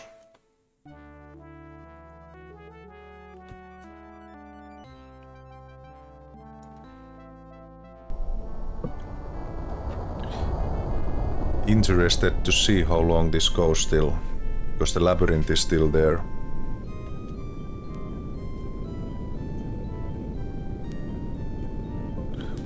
Not sure if I should have talked with Sama still, but well.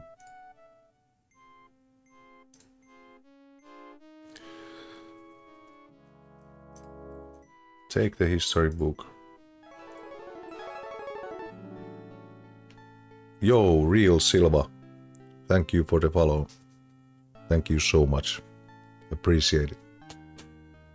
Kiitos, as we say in Finland. History of the Sundering.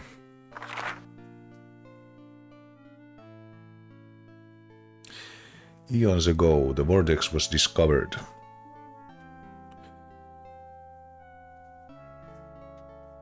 It was a place outside reality as we know it. In fact, it appeared to be reality unto itself. It was a place of great power. Researchers theorized that it might be the actual source of magic.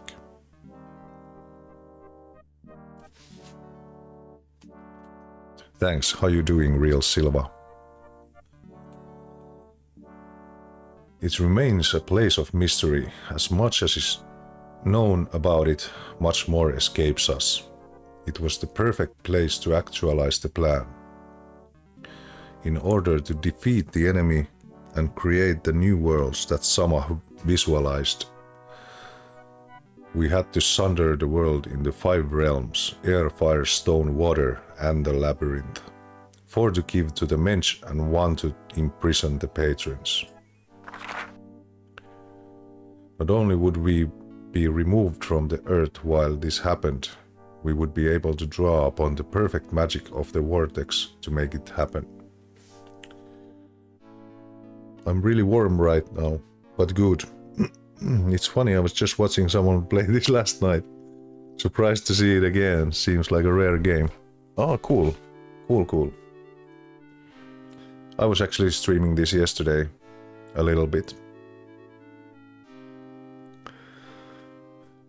But it's a rare game, yeah, and it's interesting that you cannot find this on GOG or Steam, like no GOG or Steam release. So it's just, I think it's just abandonware, which is really funny, because it's very well made game.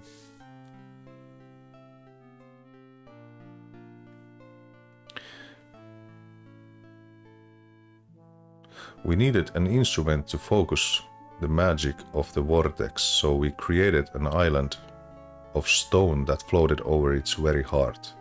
Upon it we inscribed the rune structures unlike any other. Indeed, this was just a spell, but not just this was a spell, but not just a spell. It was many spells intertwined into one structure. I haven't taken any notes. There's a lot of reading, but it's usually quite linear. Well, you have to remember some things from the previous areas or books you've read, but usually they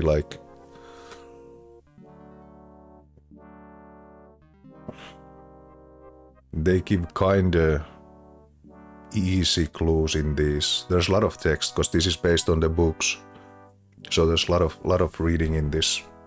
A lot of dialogue. Yeah. This is based on the seven books of Deathgate.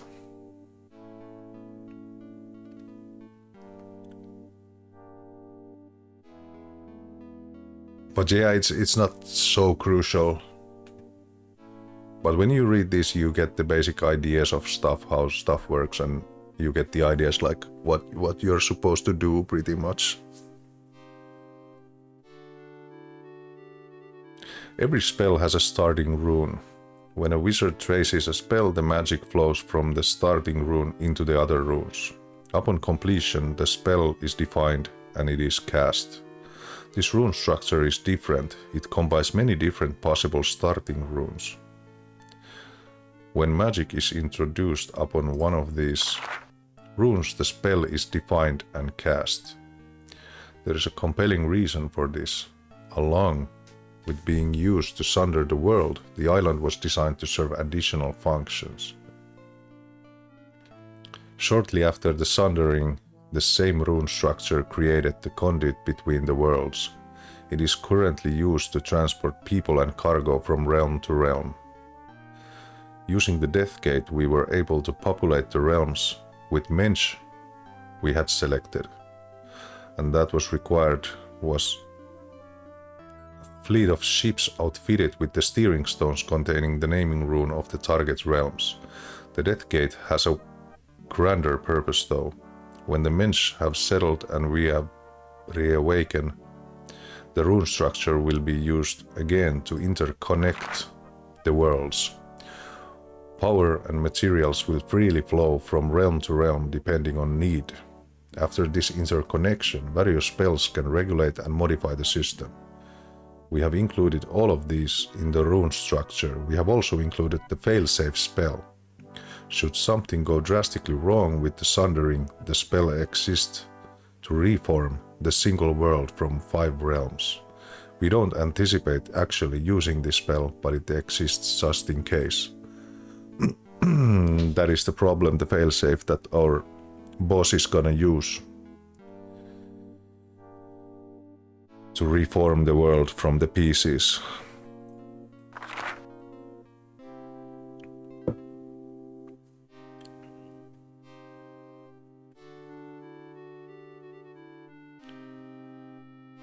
World Seal. The activation of a spell from Island's rune structure is relatively simple, but the execution of the spell must be exact. I actually like the spell system in this game very much, based on the runes, and in the books as well, when they memorize the runes and then they draw it on the air, like a blue line of light. The island has been keyed to work only in the presence of the World Seal, or in the current case, all 5 of the pieces. The island is home to 4 spires which encircle the rune structure, 1 to represent each of the elements. To awaken the island's magic, each seal piece must be placed upon its respective column. The procedure has an interesting side effect. When a seal piece is placed upon the counterpart column, it generates an elemental storm. Everything on the island will be bathed in that element. Tornado force winds, firestorm, an avalanche of rock, or deluge of water. Interesting. Yeah, it's like an extra puzzle element, sort of. But of course, the spells are, when they are memorized, you can just click the name of the spell and have it combined, so. But still the spells give a nice addition to the point and click puzzle stuff. They're like extra actions, I'd say. Like doing different things. So we place the rune structure inside a warded circle. Everything inside of the circle is completely safe. While safety ensconced with the ward, even the storming elements become no more than a spectacle to observe. When all 4 of the pieces have been placed, the island is primed. It is ready to cast whatever spell that operator wishes. The choice is made using the focus, which resembles a floating hexagonal frame.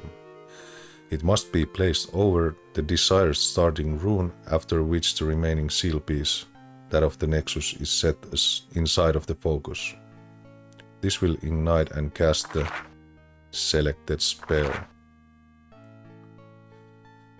6 men were dedicated to creating and intermingling the spells carried by the island. They are Samah, Dimitri, Orsef, Larnoi, Tyler and Valuth. Indisputably 6 of the greatest contemporary Sartan magicians. Each was tasked with producing a single spell, and we will discuss each individually. Holy shit.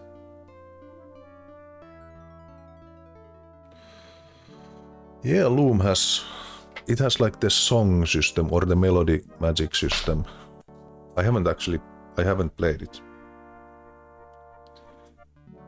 Probably should, but I probably gonna play I don't think it's a remake, but the newer version, not the OG, because it's a bit crappy.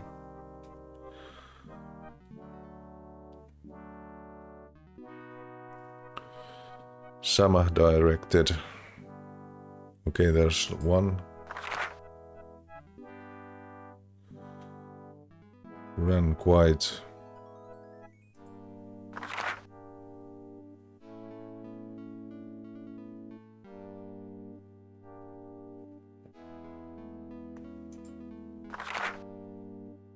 Despite the obvious tension between Larno and Samah, perhaps due to philosophy philosophic differences about the plan, Lornai.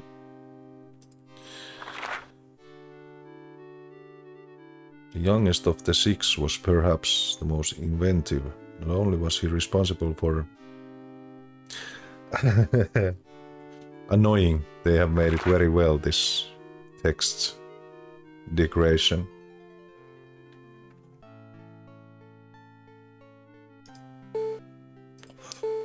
Okay, that's the end of the book.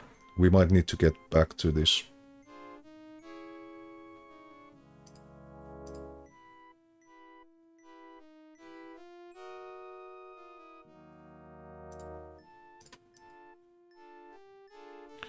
Fixed to the wall. There's the Nexus seal piece missing.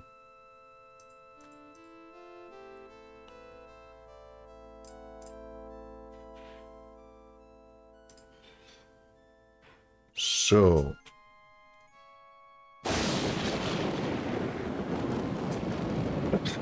this gate is the final portal of the labyrinth. Just beyond is the hell you called home for the most of your life.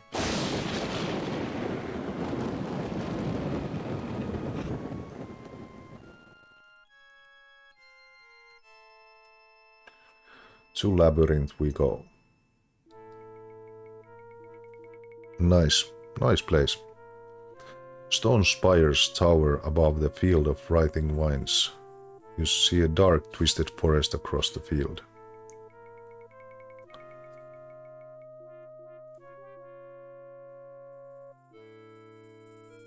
Choke vines. The remains of previous explorers of the field of vines are wrapped tightly around the spires. The bodies are both man and animal shaped. I wonder if we die if we just go forward. You take cautious step into the field, but the choke vines immediately begin to creep towards you. You leap back before they can grab a hold of your leg. Use magic on choke vines.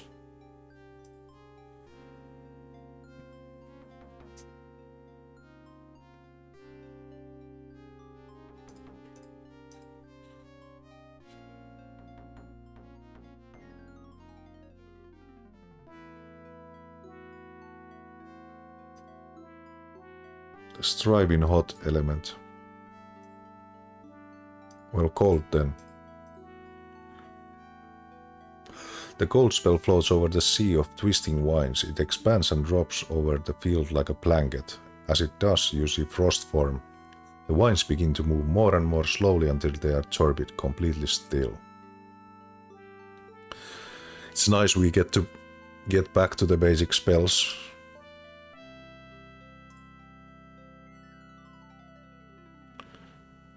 You see the last gate of the labyrinth, once very welcome sight. We have something here that we remains. There's so much shit on the screen that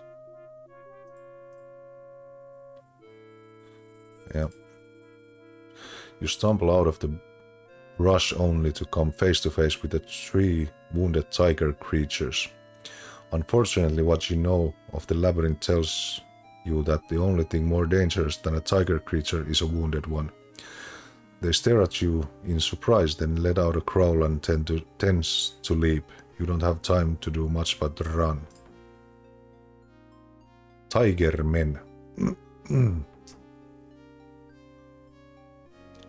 Fire pit.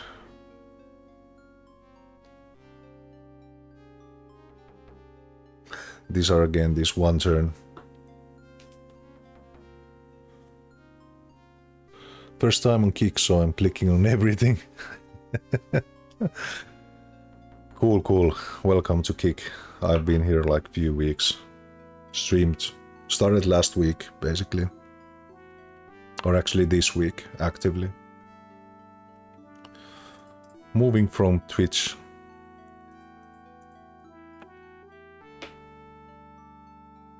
Tigermen. Could we actually possess these guys.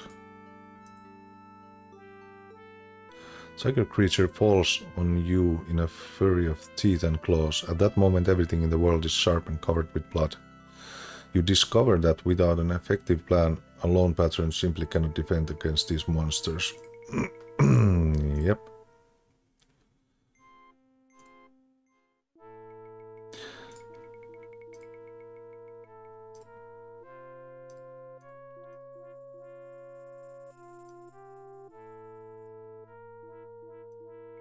Without a plan. Yeah, I'll also watch. A lot of people that I like to watch are still on Twitch, so I'll be watching there, but I'll be streaming here from now on. So just, yeah, it's a transition.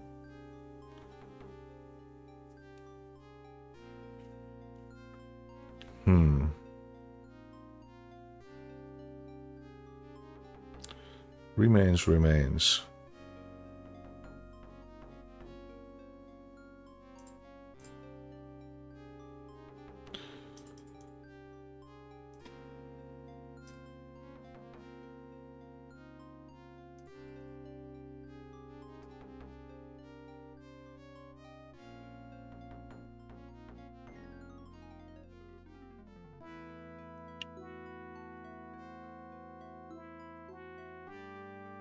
Let's do a backup save here, so we don't need to...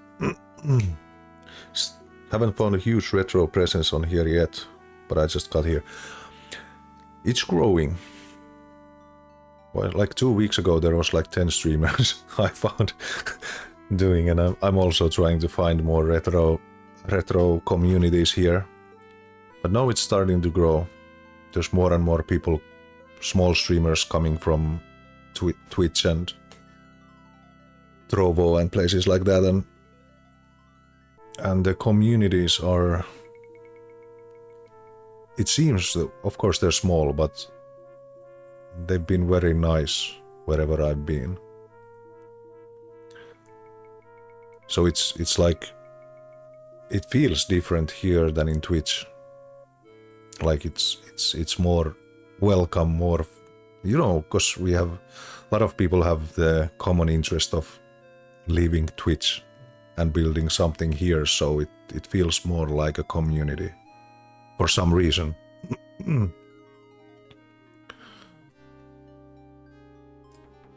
Much time to do but run.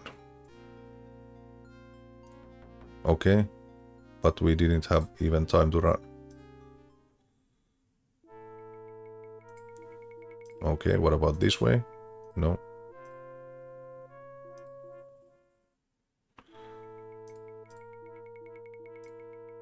Okay, so what we could do...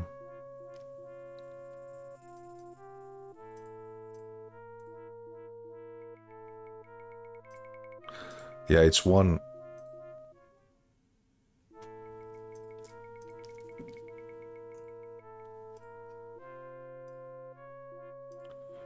There's one action, and then we're dead.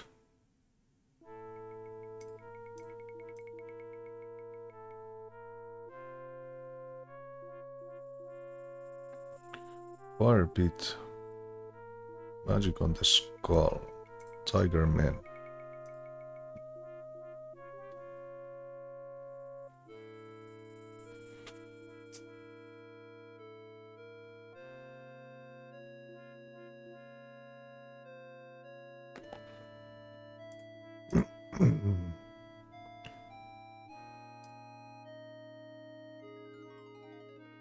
There was no illusion there.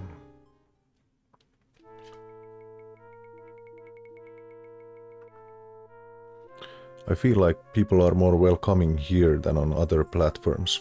I will start streaming here mid-August, because the small time I've been here, people... Yeah, exactly. People been... I feel like it's way more welcoming. By the way, have I followed you? Yeah, I have. I've followed you, so I'm ready when you start streaming.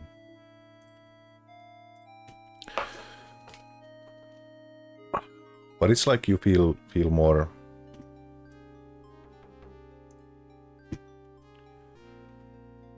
You feel more of a.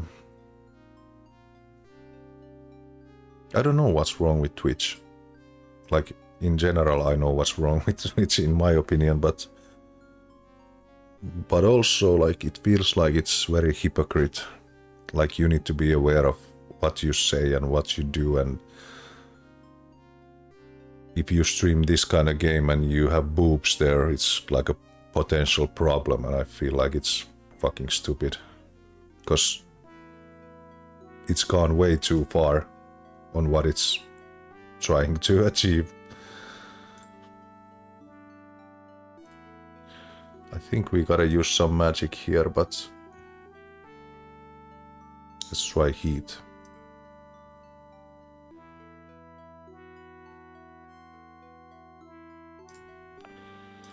Angrier. Okay, what if we back down?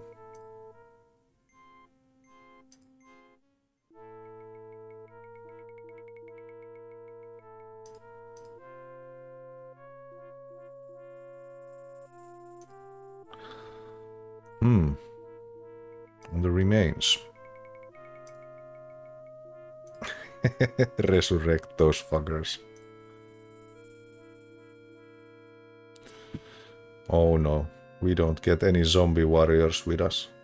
That's bad.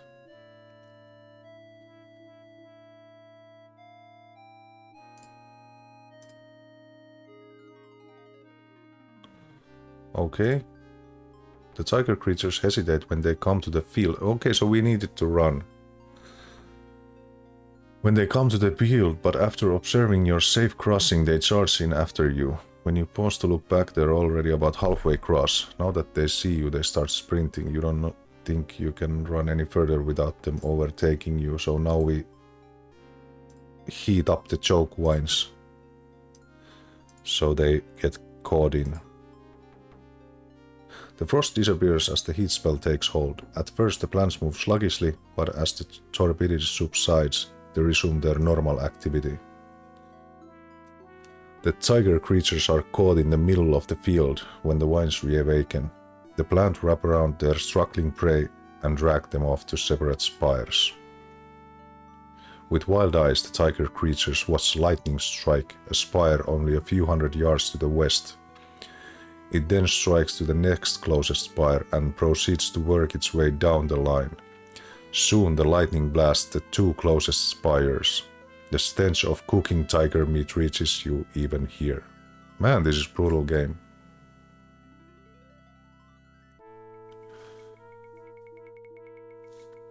Some of the retro games have a different art style and some have some speech and sensible stuff for people nowadays. Yeah, I know. Like I got a 1 week ban because of the God of War 2 sex scenes. Not my fault, it's part of getting points. I know, and that's kind of like the hypocrisy of it all. I think everything that was created like in 90s and they represent the time and the culture it was then. I think it's refreshing to visit those times and to see how people thought was funny or was good at the time. It doesn't mean it's acceptable nowadays, but I don't see any bad about it.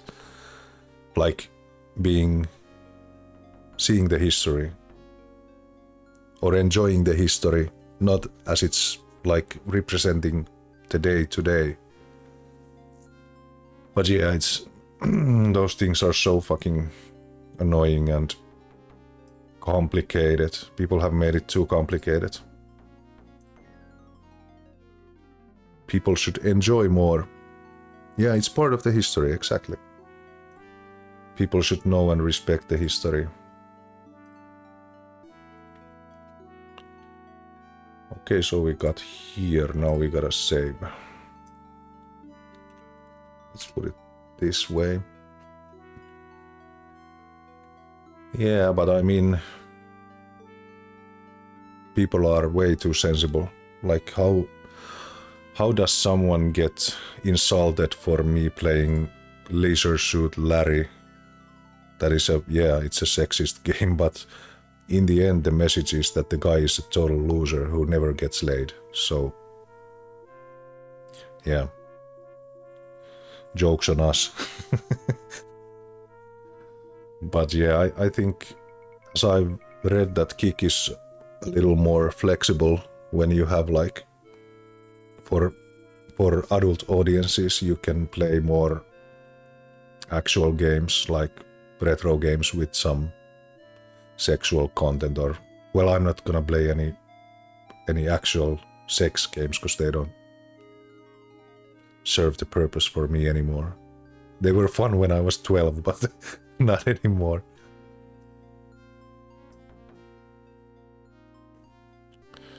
The tiger creatures have camped here for some time.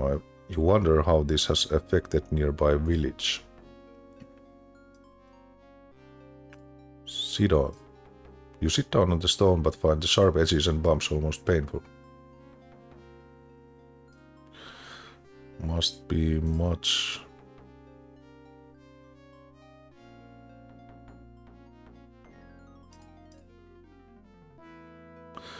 Slide one of the skull off its pole.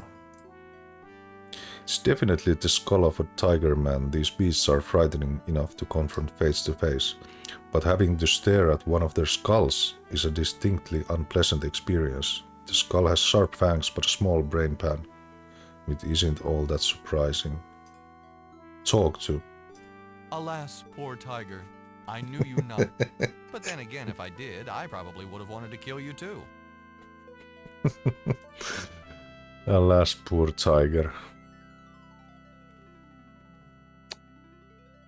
Okay.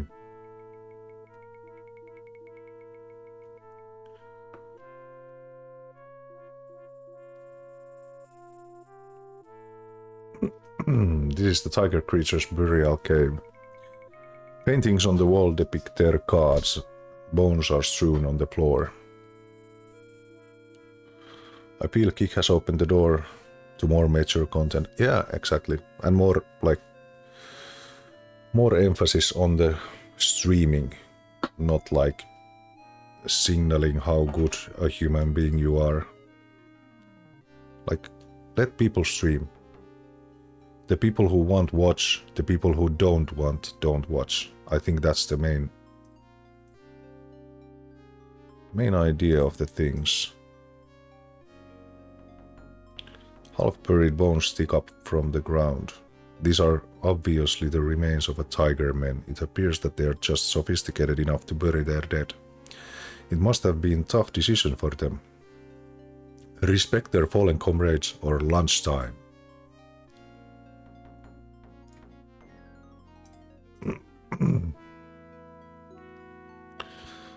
Depicts the dark god of the tiger creatures, presumably Death, chasing after its tiny feline followers and shooting bolts of lightning.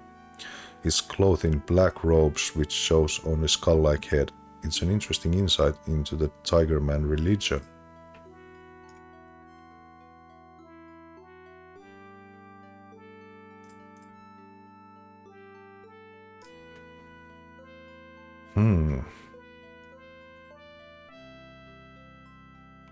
It's the bowed bone.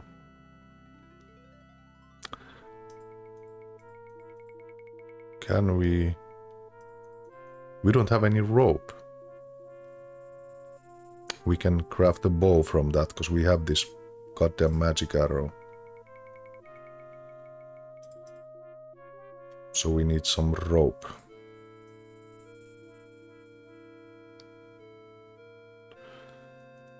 But yeah, I hope Kick grows. It doesn't have to grow fast. It can grow on its own pace.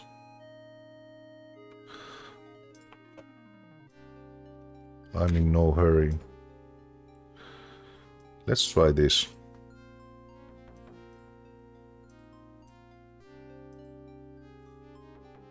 You cast a spell up on the picture. Immediately the spectral figure takes on depth. It's much more frightening than the original crude drawing. The ghostly form flies out of the wall, following lightning blasts everywhere.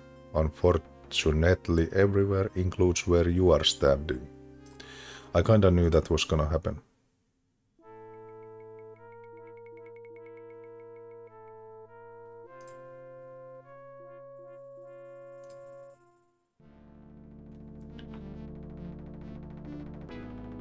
You stand on the outskirts of a village in the throes of battle. A pack of tiger men circle a group of patrons huddled under a magic shield.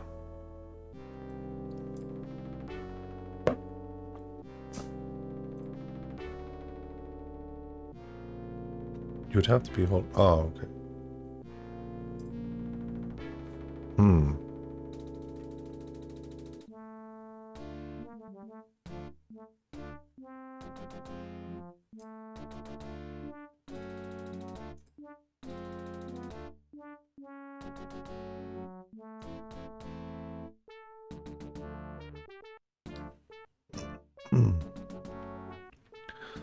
I guess the pandemic situation made other platforms grow so much they had to add some kind of family-friendly guidelines. But as you say, people should watch what they want. Like, I love retro games, and I'm also DM, so this game is fantastic because it has the best of the both worlds. Yeah, it's like... And I'm gonna play like PC RPGs. Arcanum is one that I played it like halfway through, but I'm gonna restart it. I finished... Actually, I played Fallout 1 offline for the first time, fully through, and it's an amazing game. But yeah, they like the... What the hell are we gonna do here?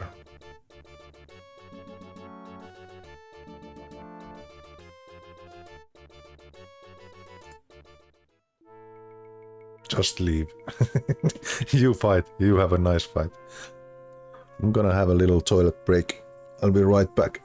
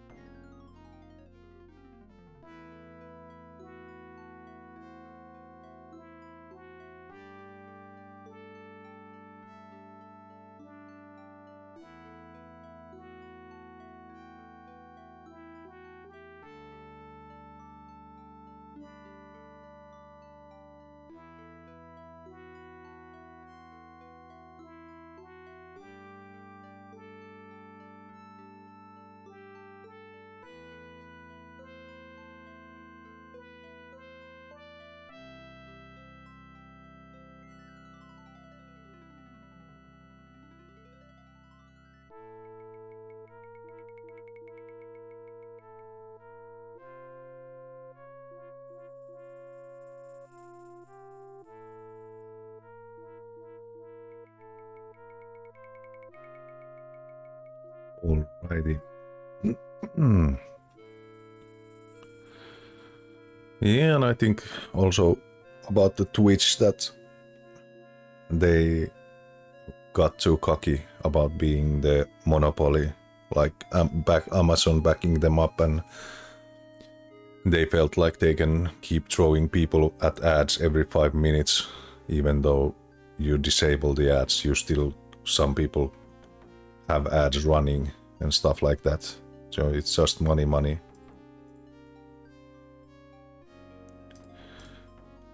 Climb.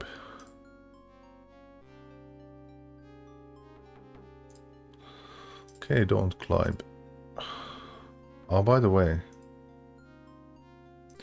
can we go back here? Can we use this? No. Because I was thinking, can we grab a wine?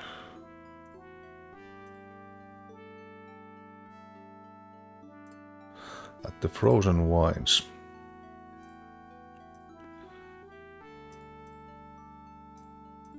I think we need wine.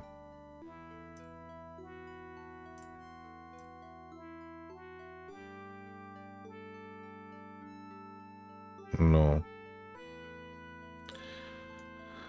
Damn.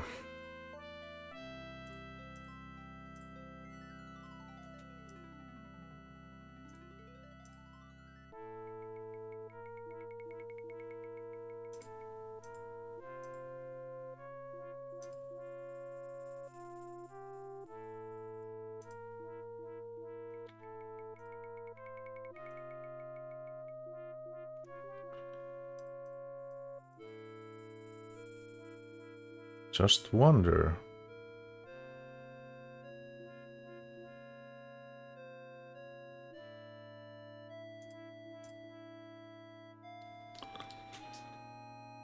We're gonna need some rope.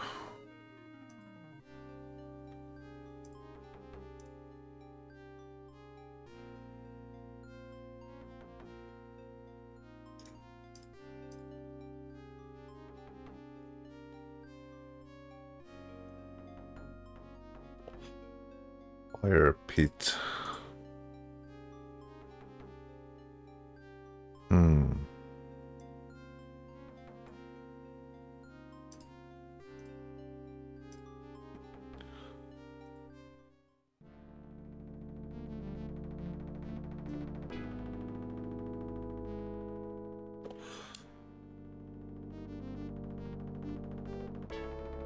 I don't know what the hell to do here.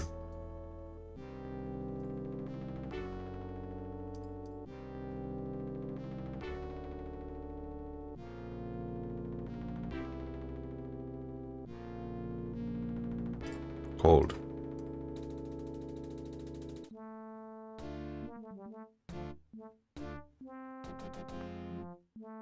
The tiger creature doesn't notice the spell until it starts to affect him.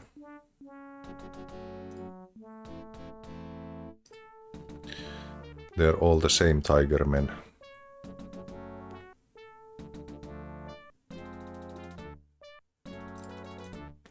Can we possess these?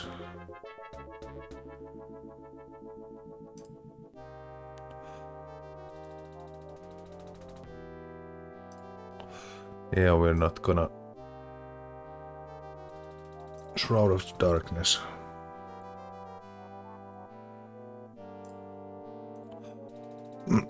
What if we do here?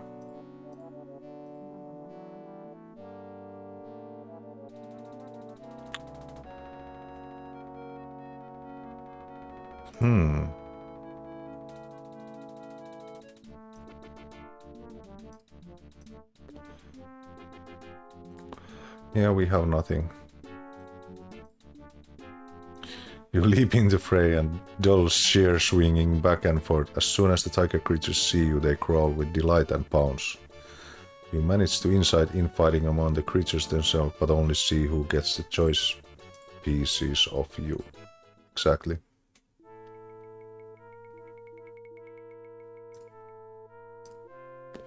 I wonder...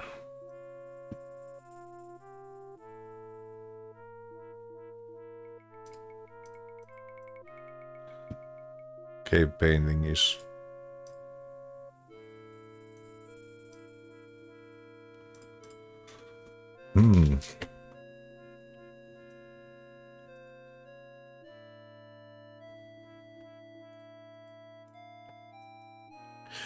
Yeah, and in the end, I think Botrik's stuff and all the transition was quite easy. Of course, there's a lot of stuff missing from Kick, but in the end, it's all about streaming, I think. It's all about streaming. It should be all about streaming.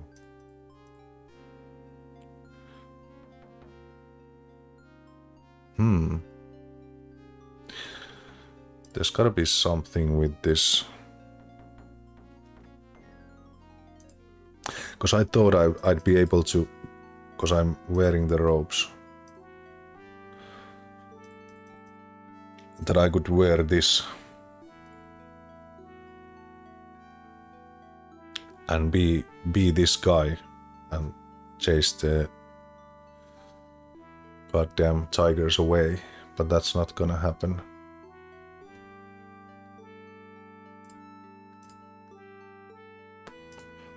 Let's identify.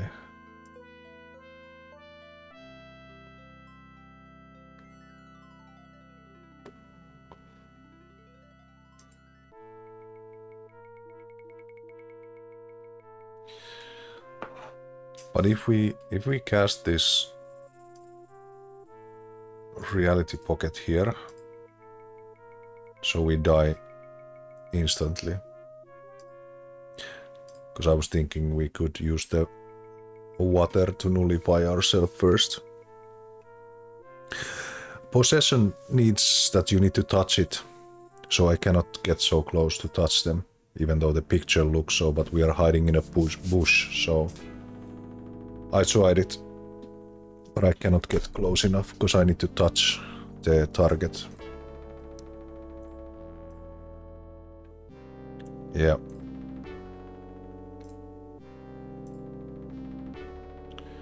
You can't get that close.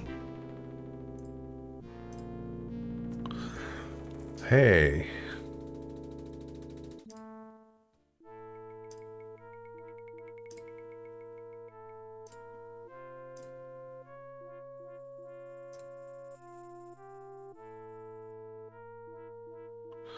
Because there was the electric. There's a zinger down on the Torpid Wines. They don't react, so you pick the zinger up again. What if...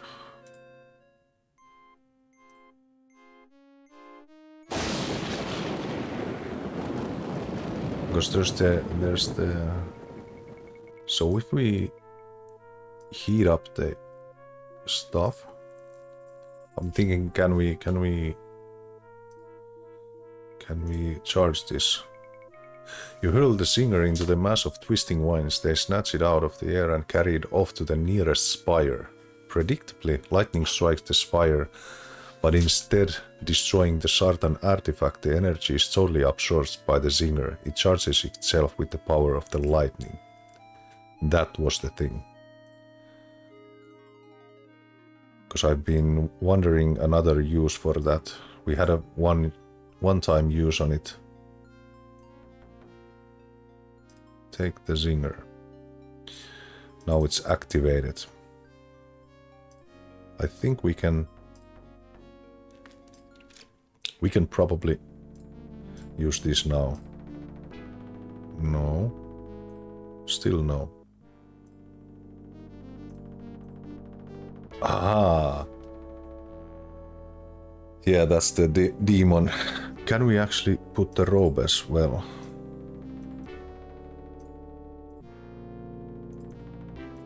Yeah, this is the demon. Great stuff. Activate the zinger. You pull the switch attached to the electric zinger. The contraption flies out of your hands, twisting and turning in the air, accompanied by the screeching metallic whine. The black robe flops back and forth, and lightning flies from the eyes of the mounted skull. All of the combatants stare up at apparition. The tiger creatures point and hiss at the flying sideshow, and then scatter in random directions, pure terror in their eyes. When the zinger's power drains, it drops out of sight somewhere in the forest.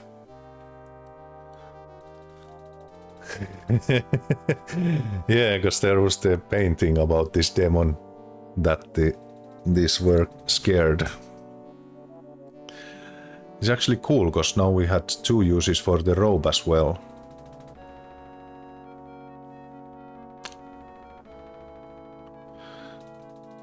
It's very well made puzzle actually, because we had the obvious items in our inventory, but still it wasn't so clear. You need to remember that you need thunder to... From the beginning of the game, the first world, you need to recharge this Zinger with electricity from thunder, like lightning.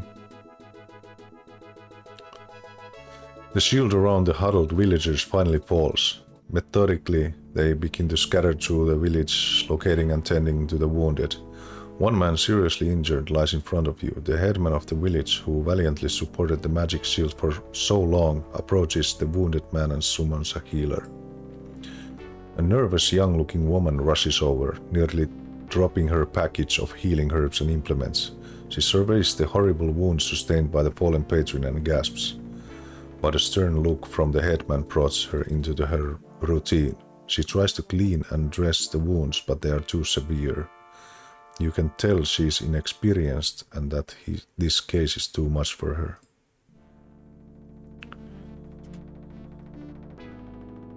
Headman.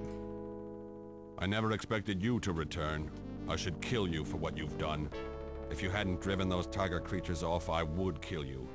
Why you did that after you led them here in the first place is beyond me. Leave me now. You've done enough damage. What are you talking about? I didn't lead the creatures here. Of course you did. Not more than 2 hours ago, you and Lord Czar passed through this village. Unwittingly, we helped you. We gave you current directions towards the center because for some reason that's where you wanted to go. You were very pleasant then. You thanked us and went on your way. Shortly thereafter, you returned alone, leading a charge of the tiger creatures. During the battle, you disappeared. I don't know why I don't gut you right now. We lost more men in the skirmish than we have in a month of fighting. Now this encampment is compromised. We'll have to move as soon as we're able, and we have you to thank for it. That wasn't me. Lord Czar is accompanied by a shape-shifting dragon. I'm on their trail. A shape-shifting dragon? That's a new one. I wouldn't put it past the labyrinth, though it's getting more and more devious every day. If this dragon accompanies Lord Czar, then as long as he doesn't realize the true nature of his companion, he is in mortal danger. My resources are meager, but I am willing to help you as I can. What would you have of me?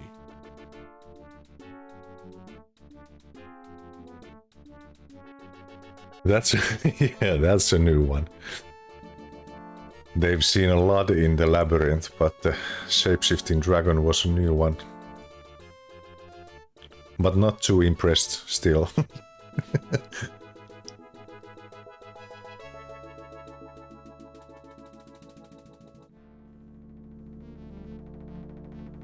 Never mind that. You have to tend to your wounded. In fact, is there anything I can do to help? Regretfully, no, unless you are more skilled than our current healer. Most of our people are either not seriously harmed or very seriously dead. Only the man on the ground here is in critical condition. Our healer works on him now, but I think she is helpless to do anything. He is fading fast.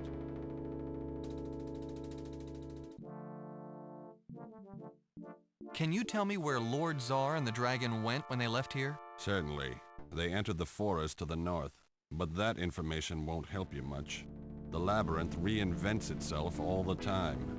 Paths that Czar and the dragon followed could have vanished, could even be pits or swamps. Only a skilled tracker could find them now.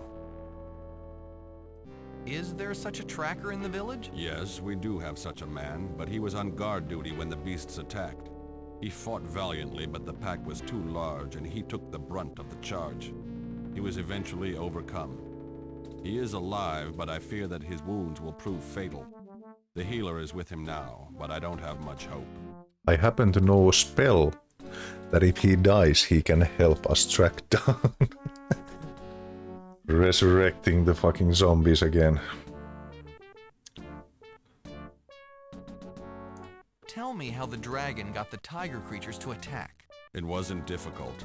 Remaining hidden from the dangers of the labyrinth is a daily struggle.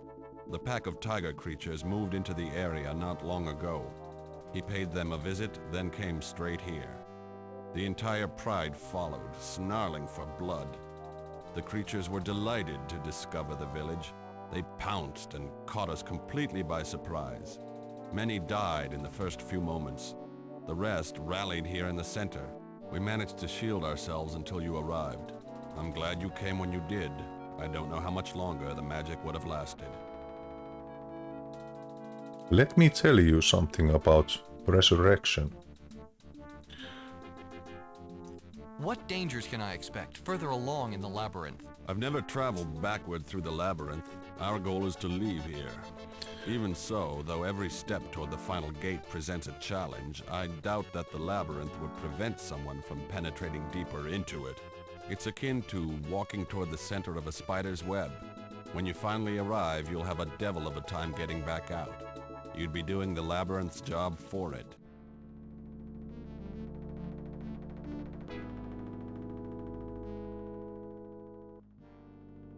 Any obstacles you encounter are not likely to have been placed there by the labyrinth. More likely, you will find traps set by the dragon. It seems to me that the attack of the tiger creatures was such a trap. Obviously, the dragon didn't care whether we defeated them or not. If we managed to defeat them, we would kill you on sight for loosing them upon us. If we didn't, the whole area would be swarming with them. Either way, it would have been rough going for you. Let me think on this. Very well. I must instruct the survivors to begin packing up the village. We can't remain here for long. The scent of so much blood on the wind will draw predators from all parts of the labyrinth. If you think of anything, simply ask.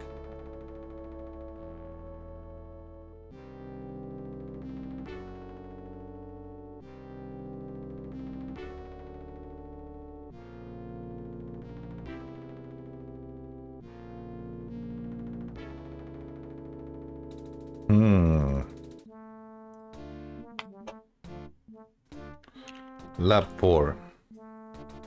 One of the great bands or artists from my past, my teenage years.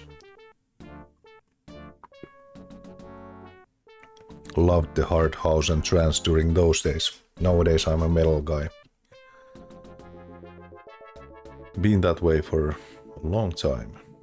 But this tracker... Now we actually lost all those items, so we probably don't need them anymore. Should we? Should we?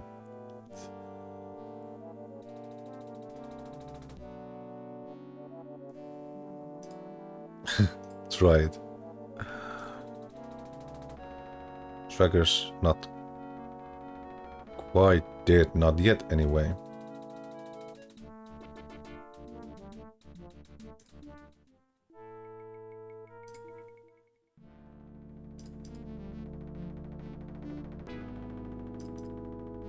Yes, let me think. Very well. We have solve. Because of the severity of the man's wounds, you end up emptying the crock of healing salve over his chest. You can see the gases close up in the space of few heartbeats.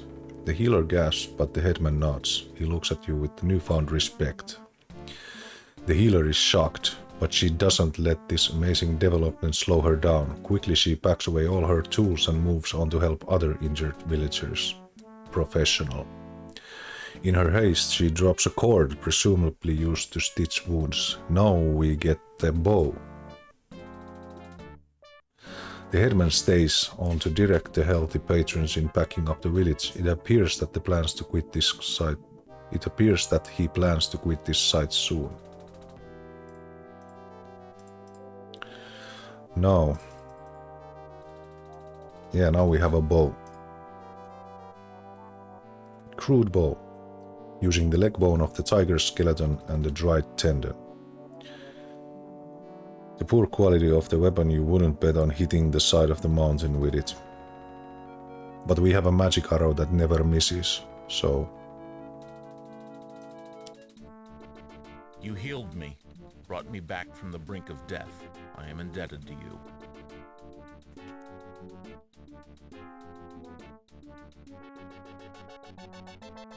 I hear you're a pretty good tracker. I know the labyrinth. I know its signs. I can sense how it changes, sometimes even how it will change. If I find the start of a trail, I will never lose my way.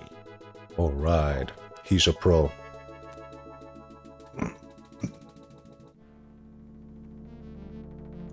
Do you think you could help me? Of course.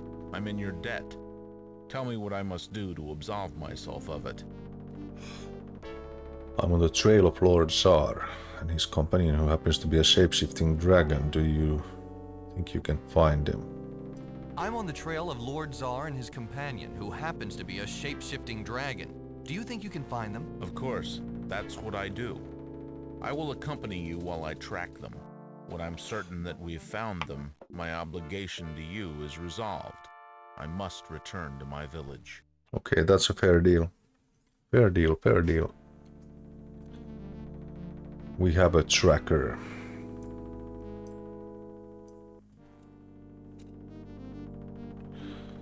Let's move on. Traveling at pace, you have trouble matching and discovering small clues you would have never found. The tracker leads you through the dark wood.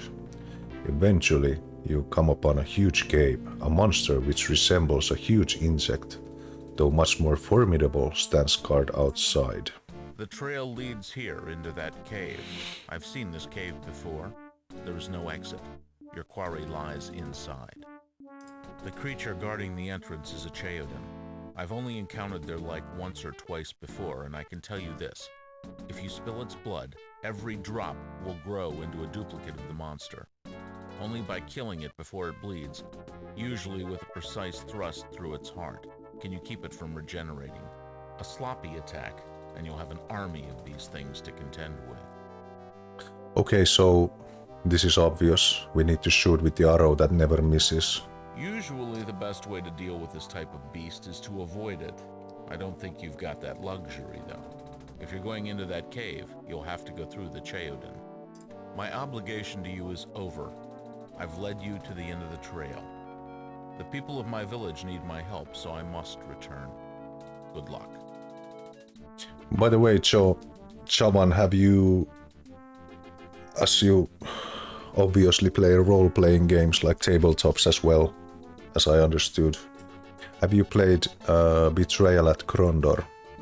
It's an amazing, also based on books like the Rift War saga. Betrayal at Krondor is one of my favorites also from this time period. Like it's 93 or something like that.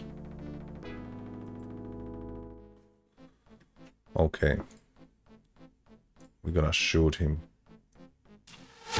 With amazing accuracy, far more than you would have expected from such a primitive bow, you lose the arrow at the monster.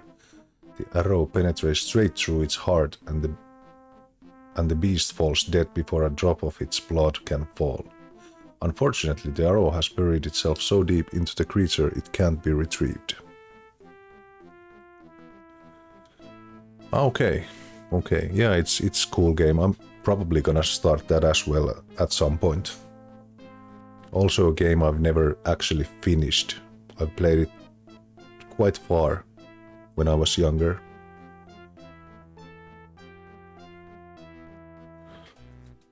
Oh, hold on. It's Betrayal.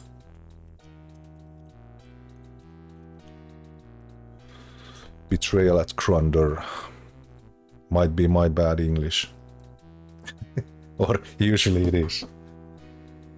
It's a cool, like 3D-ish game. It's very nice. Also cool. A lot of reading, because it's like based on the books. Okay, let's save here and try to remove the...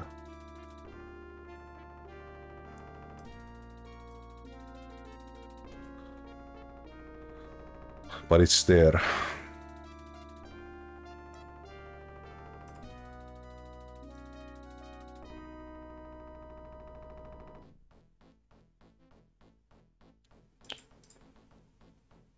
The stone is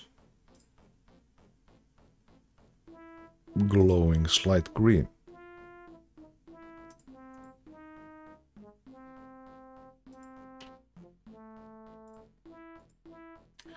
Interesting that the arrow is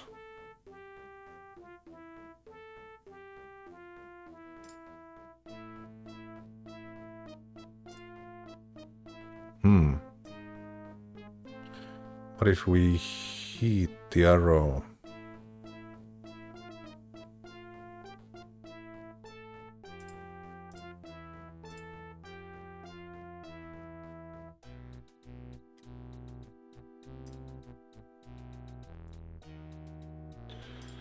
What if we heat the carcass?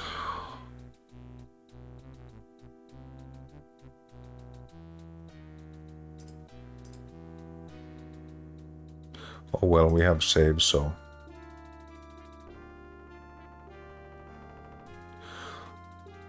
Okay. So we need null water to stop fearing.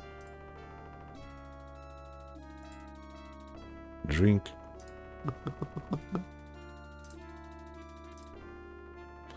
There he is. Yeah, it's cool game. It's very cool, and it's very deep in role playing, and the combat system is amazing. It's like tactical, grid-based, turn-based strategy stuff. It's amazing. Like the battlefield.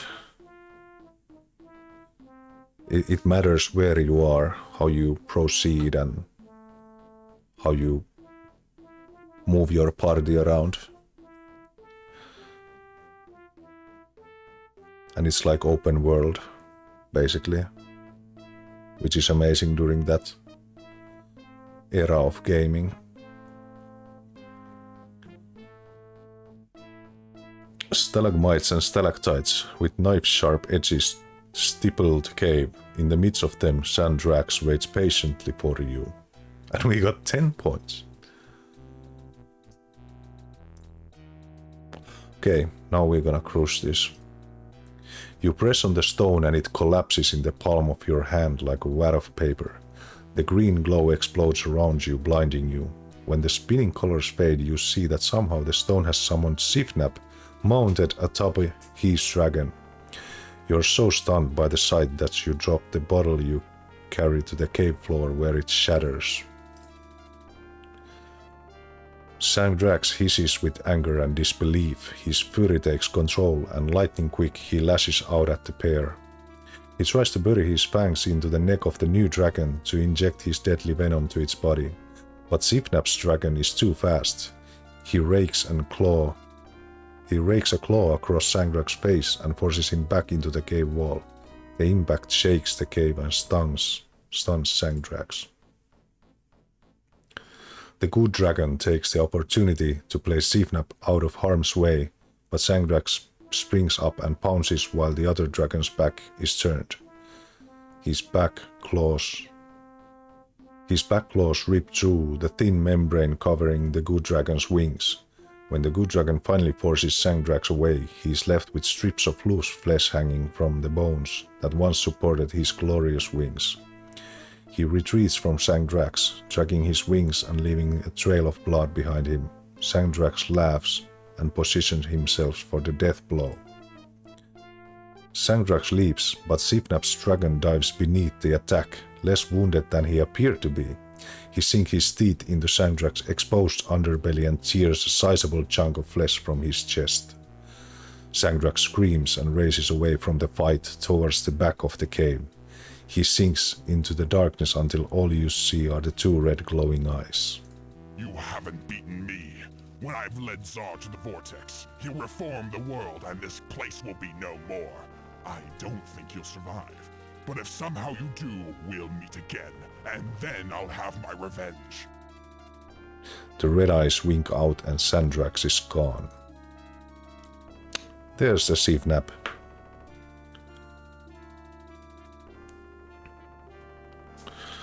A tactical RPG, yeah. like crossbreed between like the Final Fantasies turn-based combat with some additional movement in the area. So yeah, it's cool. Very advanced for its time. As well as are the Ultima Underworlds, are very advanced for their time. I finished the first one in Twitch. And it was an amazing game. 20 points. And I was just getting into the shower. You call it the most inopportune times, Haplo. You've a knack for getting into trouble, my boy, and this is a doozy. My. Face to face with the embodiment of evil. You've had a full day. And look what happened to my dragon. I'm afraid this is going to have to come out of your security deposit. Zivnap is a funny guy. He's also been identified as 007 and whatnots in the beginning, like previous when we saw him the first time.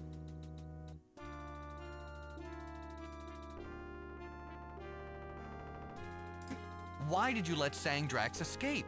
I didn't see you there slugging it out with Sangdrax. I think my dragon did an admirable job in driving him off. Sangdrax is weak and desperate. He'll be much more likely to make a mistake now. That's all the rock did? Summon you here? What did you expect it to do? Wasn't that enough? I think that I did a mite better than you would have in this fight. Well, I did have a little help. Nonetheless, we saved your bacon, and I think we deserve a little gratitude. You do. My thanks, Zifnab. I appreciate your help. Of course you do. It's always nice to have the side of good rescue you from certain death. Every time it happens to me, I get goosebumps. There's nothing better, I tell you. Except maybe a really good pastrami sandwich with extra mayo. Exactly. Oh, good pastrami sandwich with extra mayo.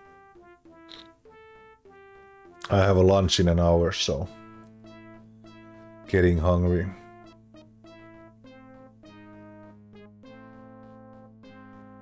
Where did the evil dragon go? He slipped out the portal. You see, thousands of years ago, Sama hid the magic portal to the vortex in the labyrinth, here in this cave to be exact. He figured that it would be the safest place to do so. No one would come back into the labyrinth to find it. The portal leads directly to the outskirts of the vortex. We must assume that Sangdrax has already escorted Zar there. In fact, Hello, Suvorain. directly to the floating island. Mites menee? Very soon, Zar will begin the Reformation unless we stop him.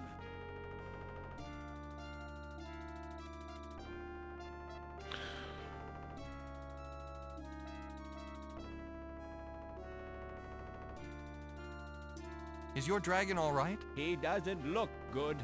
Sangdrax did quite a job on his wings. He got his comeuppance, though. Did you see those wounds on his face and chest? Those will smart for a few hundred years, mark my words. He won't even be able to change form to heal them. When you get wounds like that, they stay for dinner. By the way, just a sec. I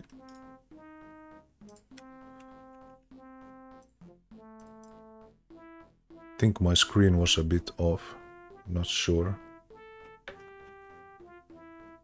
Not much, but little. Didn't notice that. Been lurking for a while, went to shop, and of course it started to rain as soon as I left home. Well, that's a given. But rain is good. It's the life of the nature.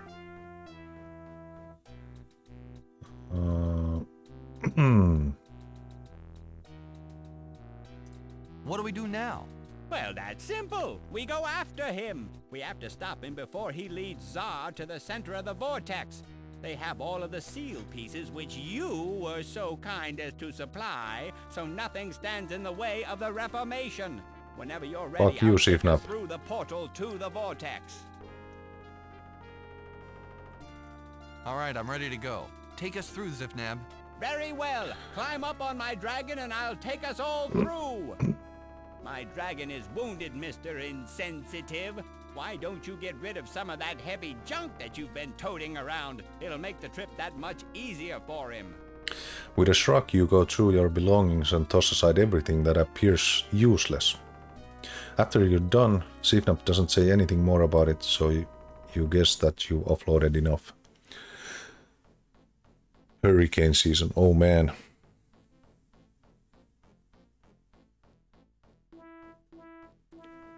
$58°C. Where are you located, Chavan? Holy shit.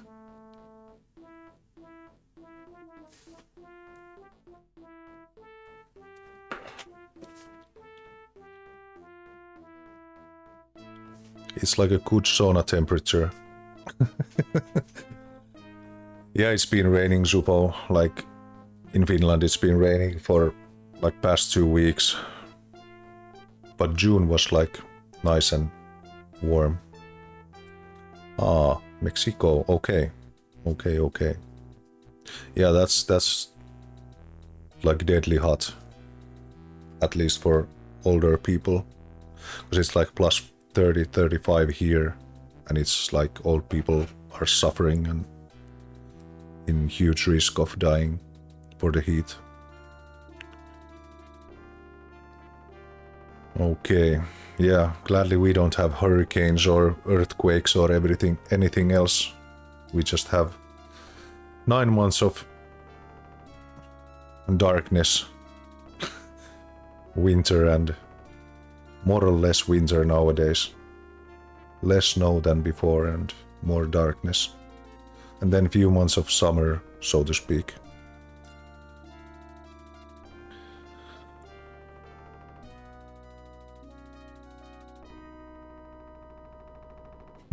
I bought some eggs, left them outside at the living room at noon and went to do some errands. When I came back, almost all of them were hard cooked eggs. Oh well. Yeah, it's not really that funny when you think about it, but it's kind of cool. You can cook eggs with just leaving them outside. Holy shit.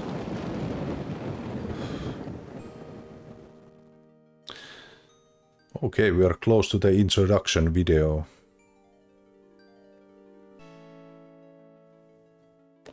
This ledge looks over a swirling vortex. Somewhere in the mist, an island floats above the center.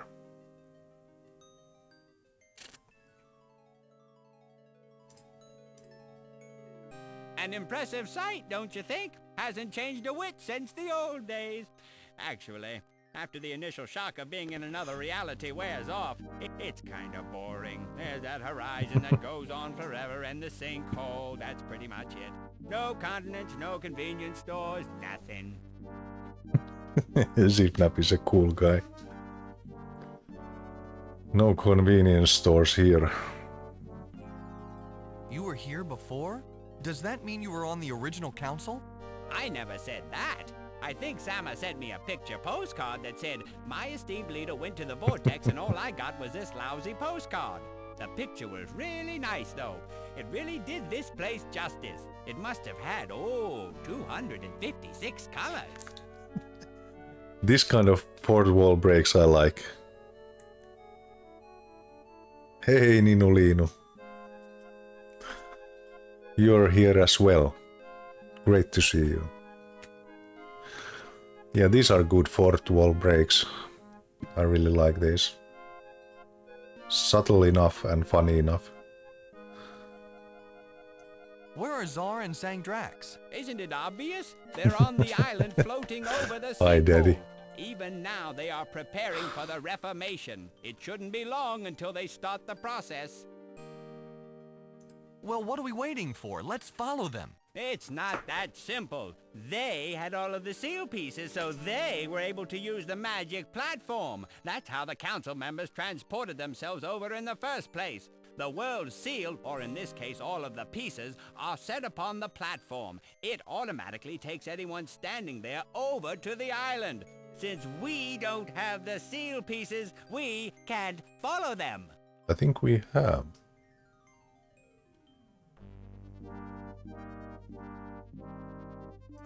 What about those stone things that kind of look like paths? They reach almost all the way to the island. Can we follow them? Very good, Haplo. You're very quick. Those stone things are indeed known as the paths. We Sartan introduced the island to the vortex. When we did so, we flawed the perfect magic that existed here. The reaction rippled through the reality. Other flaws began to appear. They manifested themselves as the paths. I hit your follow too, Ninulino. Definitely. Are you planning on streaming in Kick as well? Or just Twitch for now? The stone things. The paths are made of wild magic, chaotic magic. They are unpredictable. They are even dangerous, but they are the only way to the island left to us. You can use them, but you must be aware of a few things. Aware of a few things. First, you must travel alone. I cannot go with you. Never has a journey succeeded when there was more than one participant. Second, the wild magic may manifest in other strange ways while you walk the paths. I can't tell you what you might experience. It's different for every traveler. Simply beware and be careful.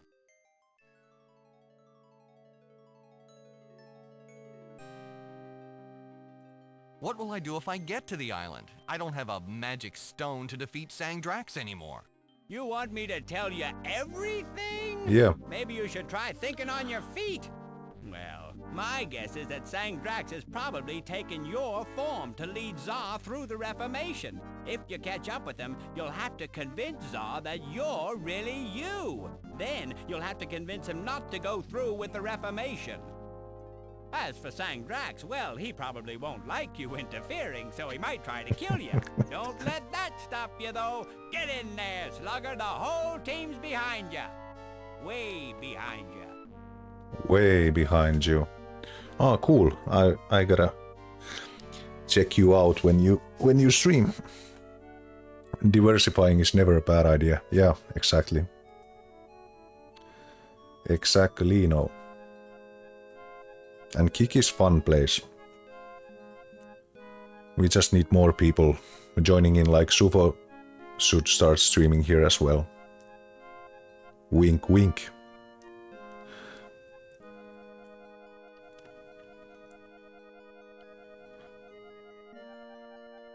Okay. I'd better get to work. Time is running out. That's true. You'd better get going. I wish I had some popcorn. This is gonna be some show. Yeah, probably. It's gonna be a show that we save here and more. What the hell did I press? I pressed accidentally Windows key, so my precious Windows 95 almost crashed the game. Windows 98.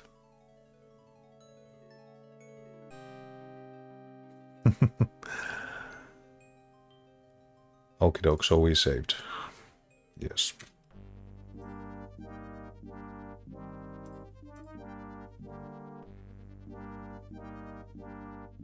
What if we... So this is what we have, which is important. Interesting. Okay.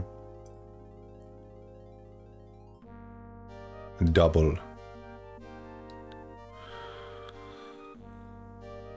You are on one of the magic paths. A stone arch looms ahead. Beyond it stands someone who looks exactly like you.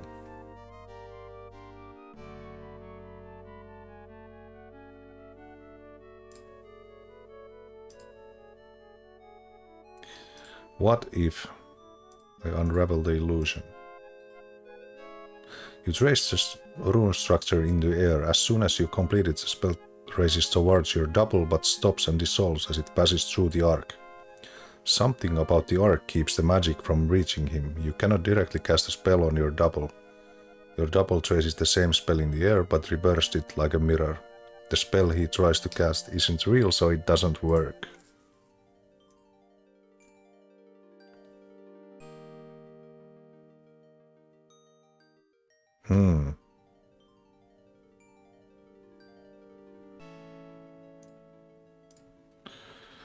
What can we do?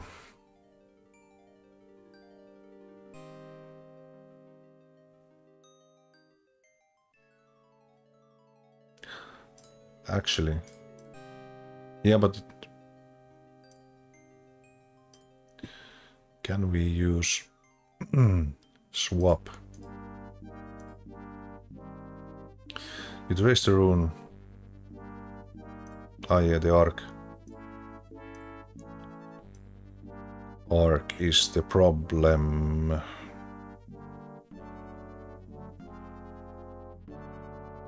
Unravel illusion. No illusion.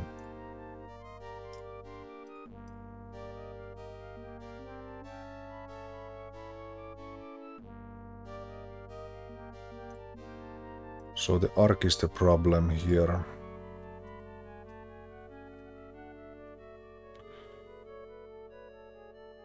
If we self-immolate, we destroy ourselves. Venezuela. But I live here because of the emergency line. Oh, okay, cool, cool.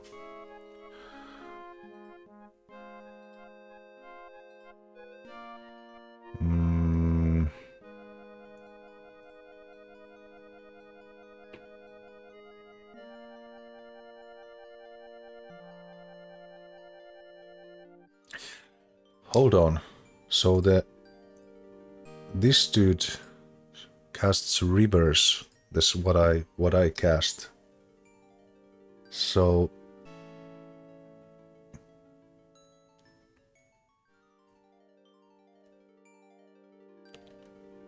if I cast self-immolation, I die. Your double traces the same spell in the air but reversed.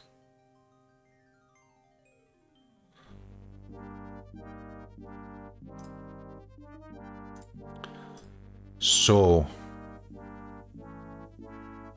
you know what we gotta do?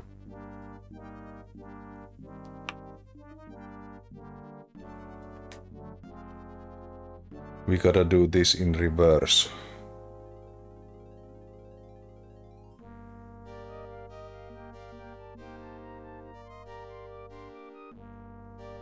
Maybe.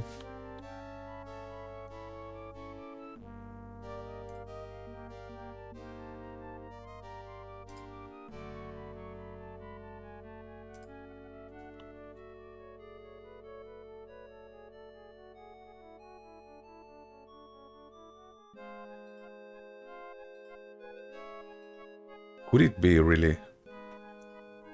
So what the hell are we gonna use?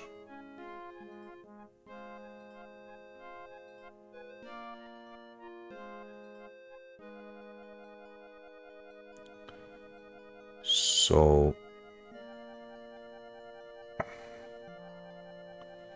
the triangle, the V,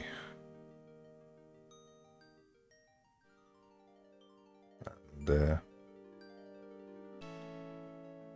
so if the middle part is correct, and we just change these two.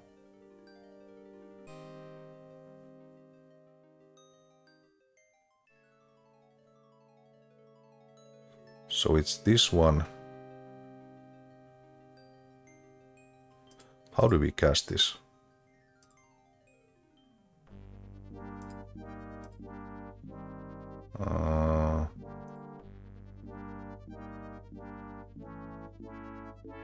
Okay, so the V, and then we need this one.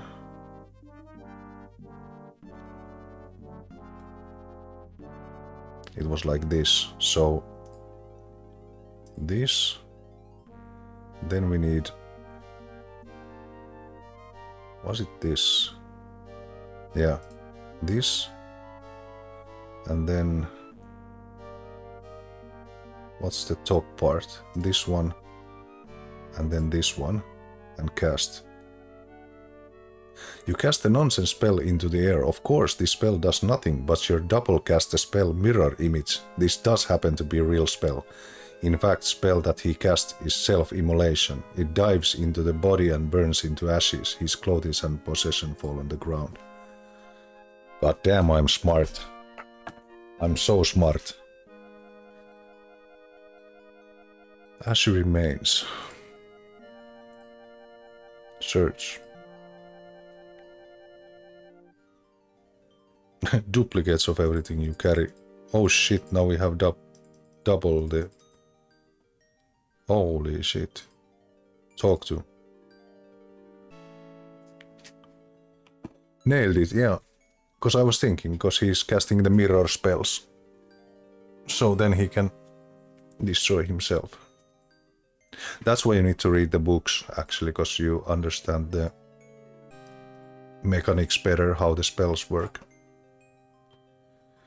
Grayish-green slimy tentacles snake out from the somewhere below the path. They twitch and reach out for you.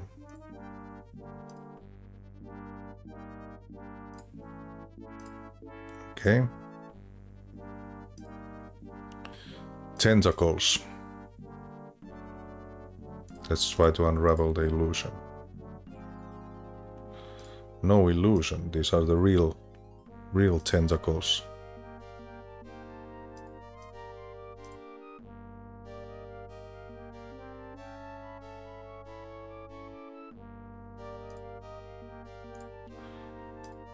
Okay, let's try to cold them.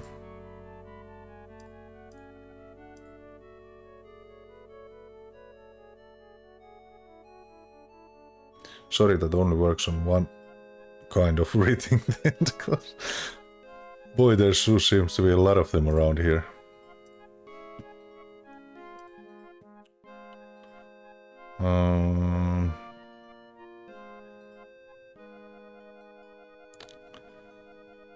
Possession doesn't...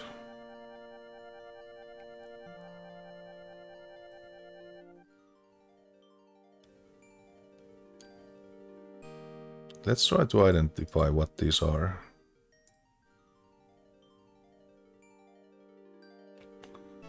The tentacle belongs to a creature spawned by the flawed magic of Vortex. The whole monster lives just beneath the path.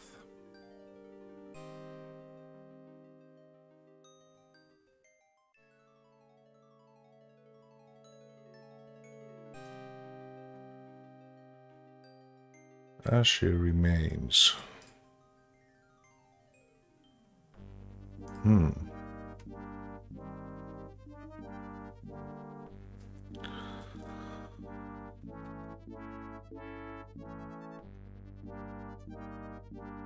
Double. This is getting out of hand.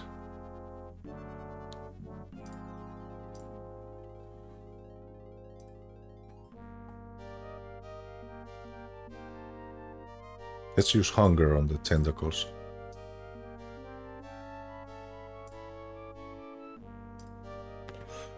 Doesn't have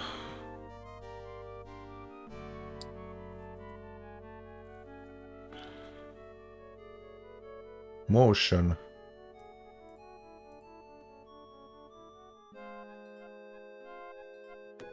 So the spell has no effect.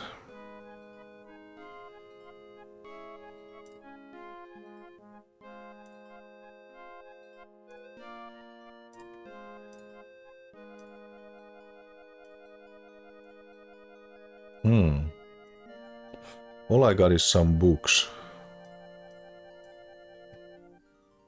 I wonder... No, we cannot get back.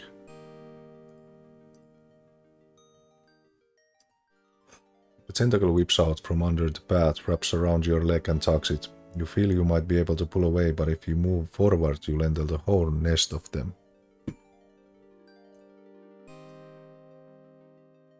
You saw away With the rusty garden shear blade, it cuts into the tentacle wrapped around you. Ichor spurts everywhere, but most of the tentacle remains. You continue, you're making progress, but it's still intact. Another tentacle wraps around you. It's getting harder to resist their pull. You finally manage to split the tentacle that you've been sawing off. It falls away, but one still remains, dragging you under the path.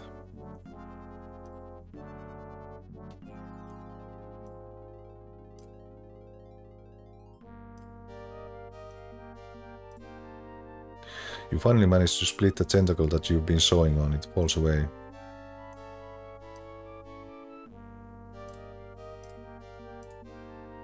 More!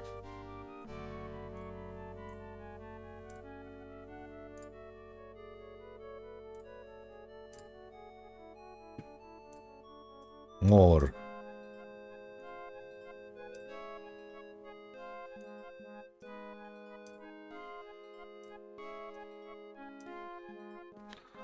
Yeah, we are dead. Nightmarish creature with one eye and more teeth than you can count. He gives you the opportunity to try though, as he draws you into the gaping maw.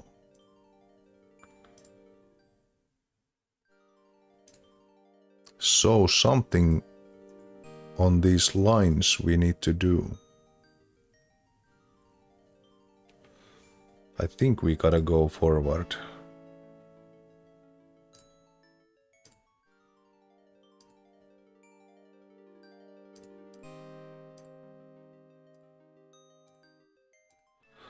Yeah, we cannot muscle our way.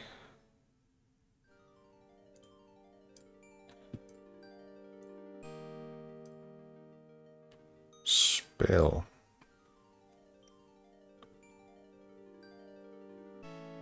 Why did we cast Possession?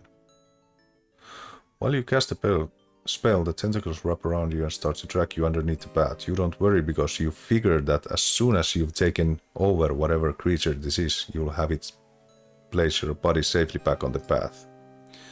The familiar darkness takes over, but by the time you come to your senses, you see that you accidentally dropped your lifeless body into Vortex. You spend the rest of your life as a tentacled guardian. But don't worry, after a while you actually start to like it. So that wasn't the solution. I thought it was. Okay, then what? Resurrection. Tentacle is in the dead body.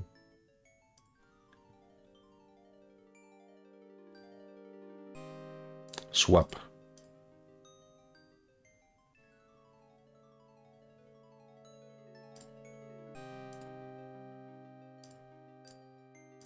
We can reset it at that point. We can back out before it's too late. Possession didn't work. Hunger doesn't work.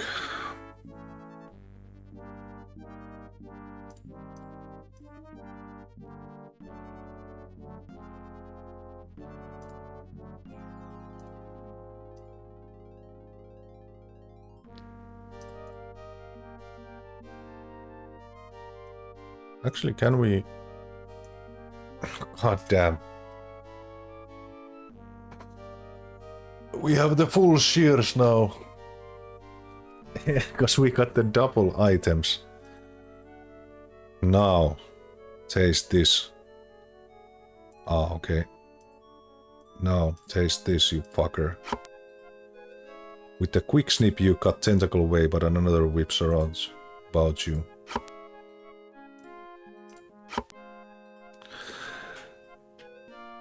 Again, it's like, I love these puzzles, because it's like, why did I get double the books and everything, but I got the other part of the shear, because it was only the one garden shear with one blade.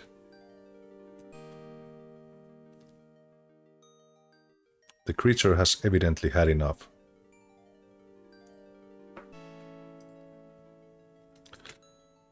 And the game gives a good... Like it gives a great hint about that you can use the shear, even the one shear, to cut away, but it's not very effective. So it, yeah. The floating island is suspended over the center of the vortex. A circular platform in the center has 4 spires along its perimeter. You come upon Lord Tsar standing in the center of the island. He holds all of the seal pieces in his hand and is closely examining the focus. Off to one side you see Sang Drax in your form watching patiently. On your arrival, Tsar's head snaps up and he regards you in shock and surprise. What are you? Some kind of phantasm born of the vortex? I can feel the wild magic around us. Are you part of that?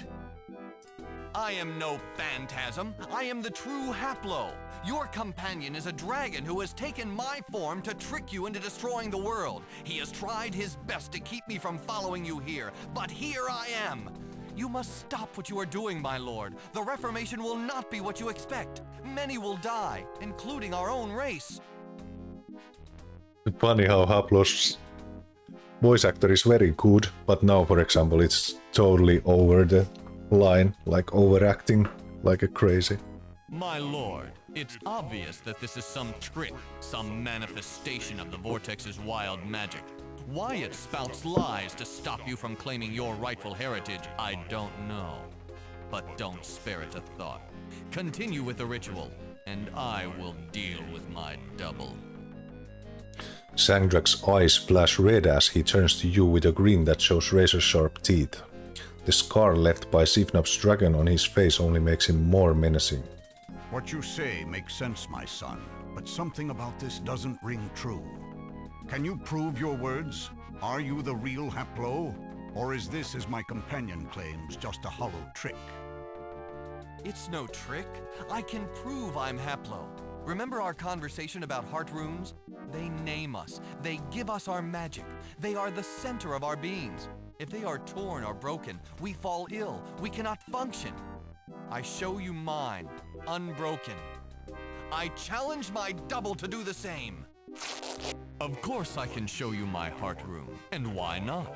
After I've done so, I'll eliminate this annoyance so that you can complete the Reformation undisturbed, Lord Tsar. I live only to serve you.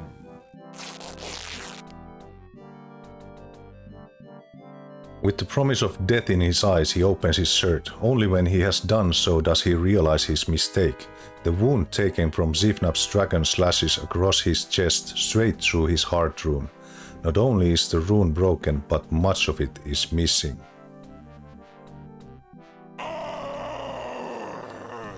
So much for subterfuge. I prefer to be direct anyway. My lord, you will complete the Reformation. If you do not, I will kill you. It's your choice. Very well, Dragon. I will continue the Reformation, but only because it suits my purposes as well. Damn, Tsar. Excellent. Get on with it then.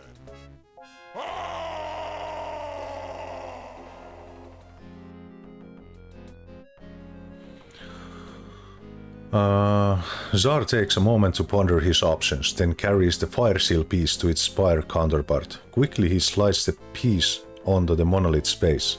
That very second, the entire island outside of the protective circle where you stand erupts in flame. A storm of fire swirls and batters the ground. Sangdrax, caught in the sudden maelstrom, screams in agony. You quickly lose sight of him behind the curtain of flame. That should take care of our friend, eh? Tell me what's happening here, Haplo. Quickly, if you don't mind. It seems that I have been misinformed. The Reformation is not what I wished it to be. I must change my plans. You explain everything to your lord, skipping nothing but telling your story as swiftly as possible. We will bring about the interconnection. The worlds cannot survive without it. But the Sartan's strength is severely depleted. It is as nothing compared to ours. After we have connected the realms, we shall invade them, wipe them clean of the Sartan influence, and take our rightful place as rulers. Attend me, my son. I've placed the focus over the starting rune of the Reformation. While you gather the remaining seal pieces, I have to move it back to the interconnection starting rune. I'm lucky that my research indicated which rune this was. Otherwise, I might not know how to bring it about. Zar squats over the focus, scans the surface of the floor, and prepares to move the floating frame to the another rune. Bah! Suddenly, Sangdrak's head bursts from the curtain of flame. He has reverted to his original form, that of a fire-breathing dragon, a form completely impervious to the effects of the storm whirling around him. He loses a tongue of fire at Zar's chest. The blast leaves nothing but blackened hole, and Zar slumps to the ground, dead. Now it's your turn, patron. Unless you decide to be more cooperative than your master. 20 points for killing.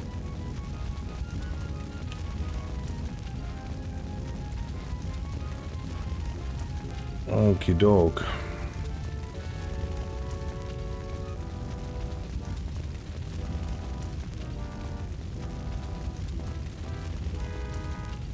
Do it now, patron.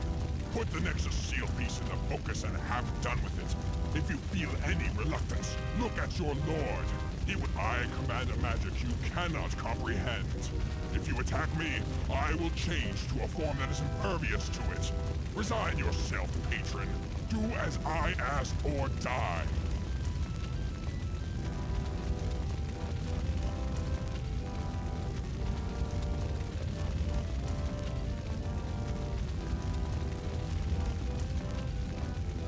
You press the seal piece into the spire's indentation. The firestorm disappears, but Sandrax is buffeted by the gale force winds. This, however, doesn't stop him from engulfing you in a torrent of fire. Okie doke. I'll stay for a lurk, have to go shop quickly. Thanks for hanging out, and I'll see you later.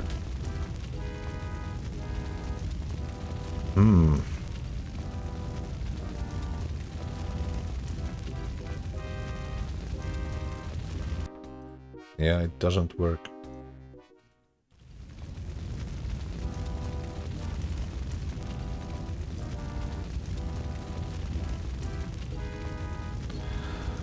Move focus. Where the hell should I move it? Do it now, patron. Put the Nexus seal piece in the focus and have done with it. I command a So... I've lost patience with you, patron. I might have spared your petty...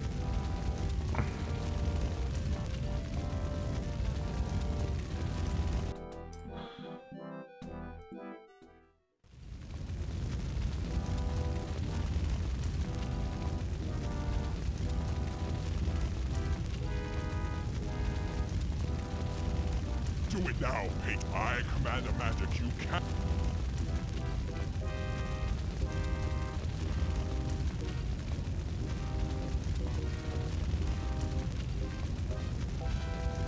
You leap forward and press the seal piece into the indentation. It crackles and affixates itself to the spire. The firestorm surrounding the protective circle is replaced by a deluge of water. The dragon chokes back his attack with a comic gurgle and disappears behind the sheets of rain.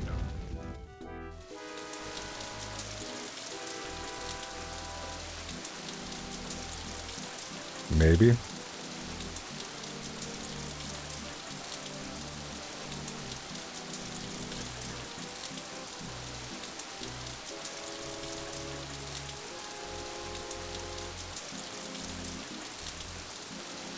But you also hear a squishing, sloshing sound that usually accompanies another shape as his shape changes.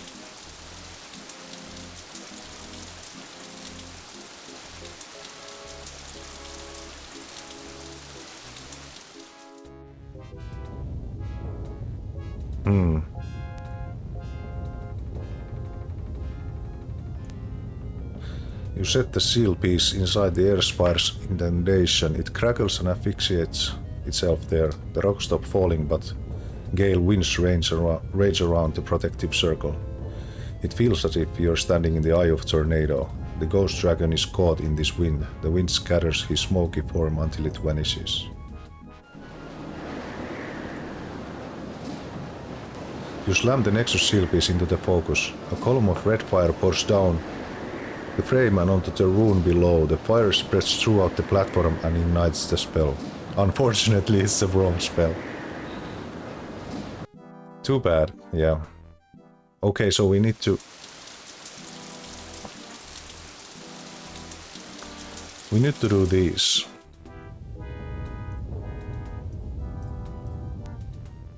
And then...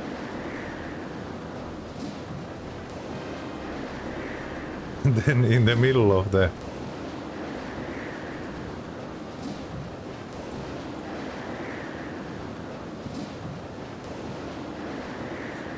No, not the Tower of the Brother. No, not this one.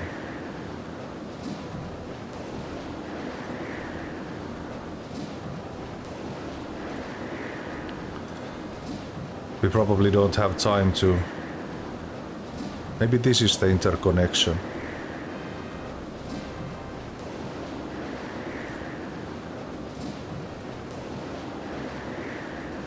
Nah, it's the wrong spell.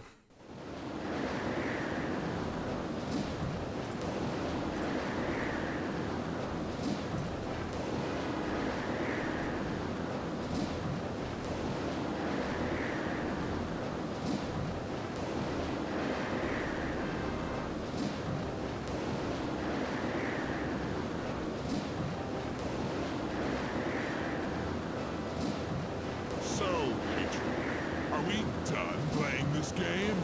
I'm weary of it, and you are without ammunition. It was not a starting... Yeah.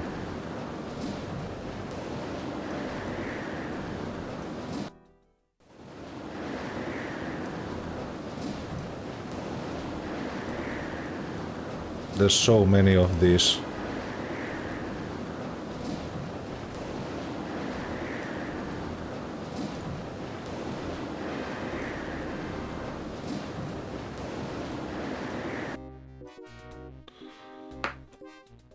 Okay, this is gonna be trial and error, because I think we need to...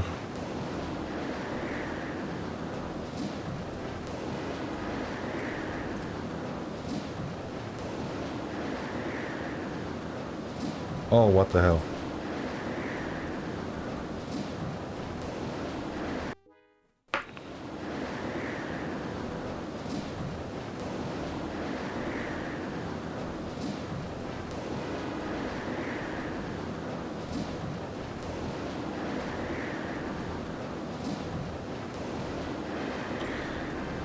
We have to count our actions, cause...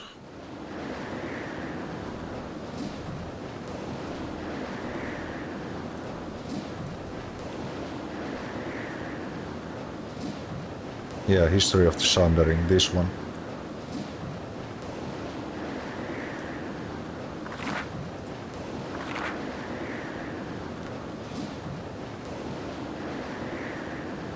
Every spell has a starting rune.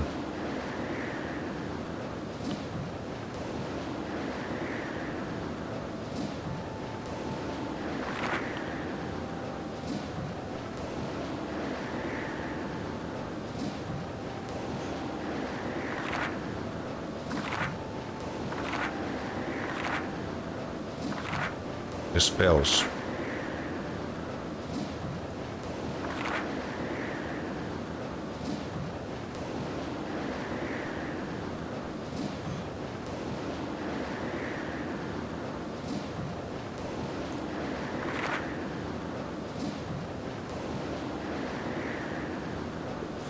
This is probably the Sundering.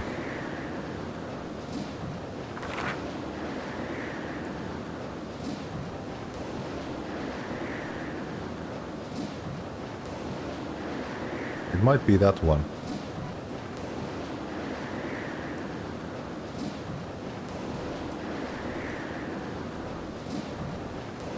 So this is the Sundering.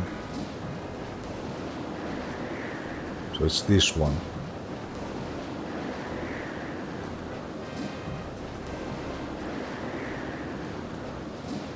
Wrong spell. Okay. Let's read the book again.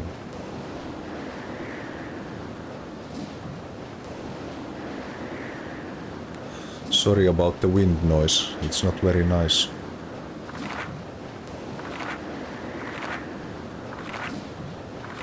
Not too nice.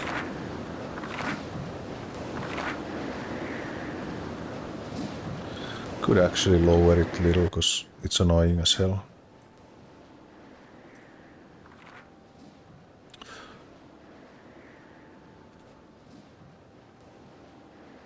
Ah, but it's the lower one, because there's two. This is the Sundering.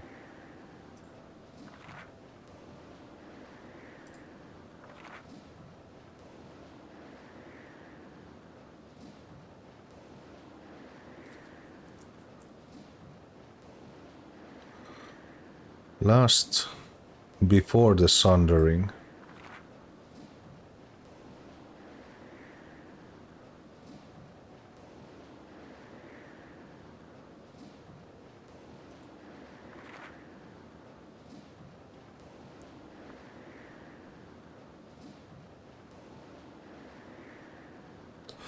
Maybe interconnection. So maybe that's the interconnection.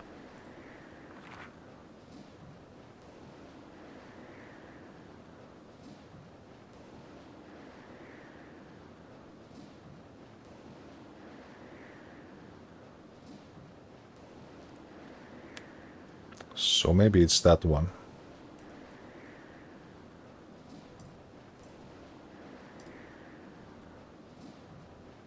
But it's already on this one.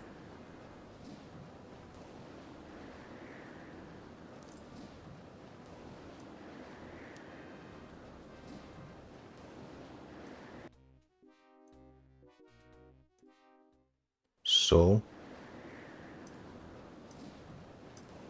No.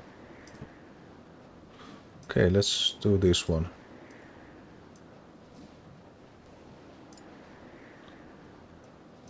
This is the...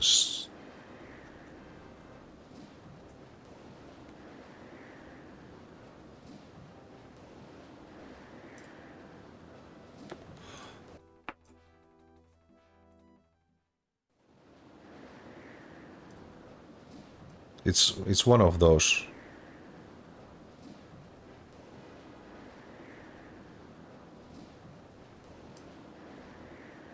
I already forgot what was the...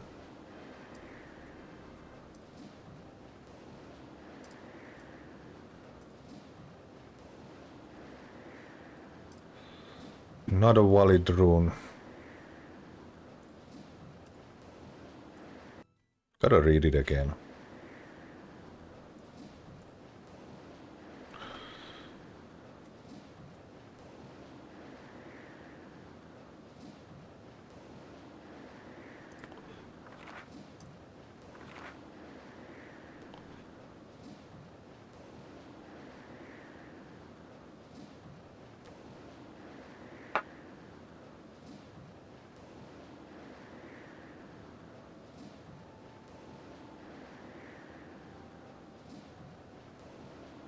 Combines many different possible starting runes. When magic is introduced upon one of these runes, the spell is defined and cast.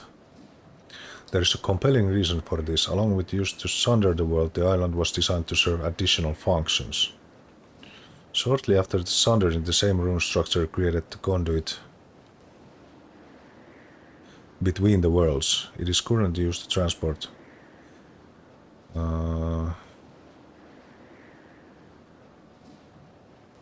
the Death Gate was a grander purpose though. When the Mens have settled and we have rune structure will be used again to interconnect with the worlds. Power and materials will be... After this interconnection, various spells can regulate and modify the system. We have included all of these in the rune structure. We have also included the failsafe spell. Should something go drastically wrong with the sundering, the spell exists to reform the single world from the 5 realms. We don't anticipate... The activation of a spell from islands is relatively simple.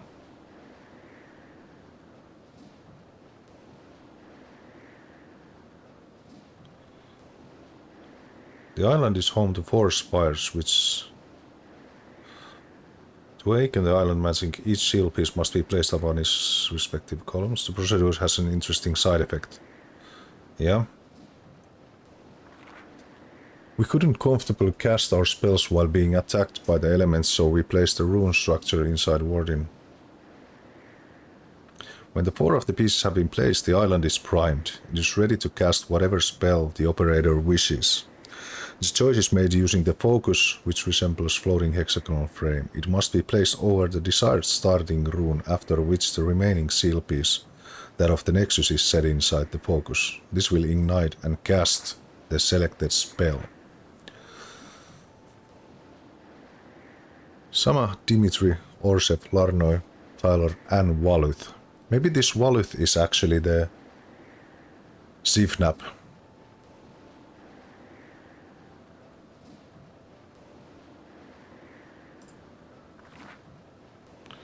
This is Sama.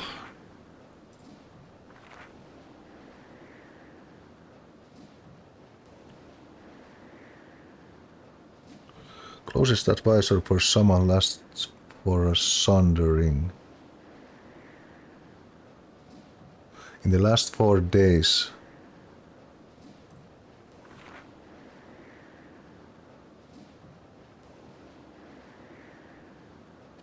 Philosophical.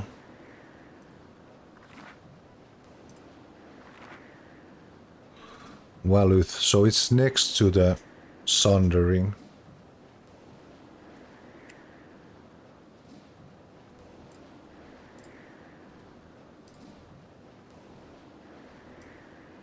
So it's this one. Right? Yeah.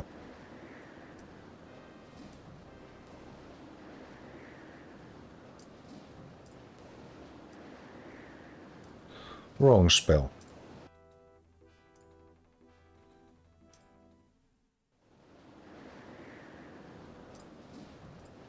I keep forgetting the places because there's so many of those runes. God damn it. It's gotta be one of those. There's no other choice.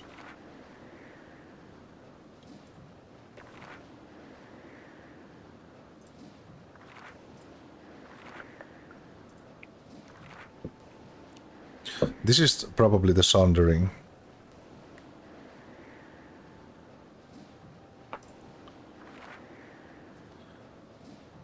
This is Dimitri's rune.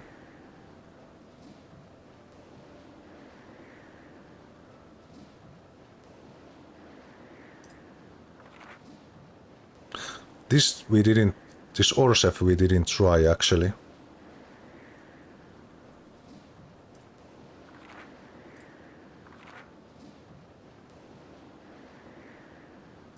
So Sama. I keep forgetting this. And Larnoy we didn't. So that one and that one. The top part, the hook, and then one.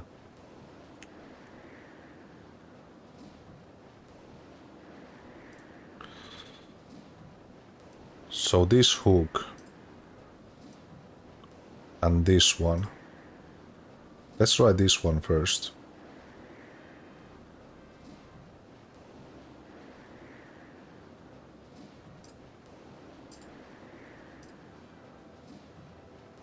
Spell of Reformation. Okay, this is the bad end.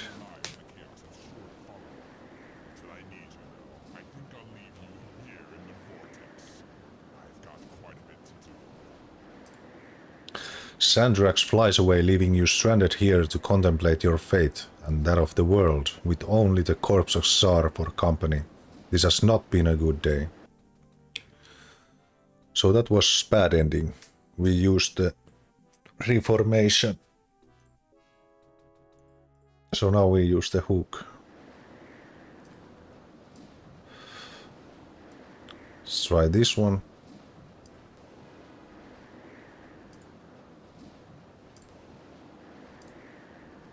170 points. I think we did it. You're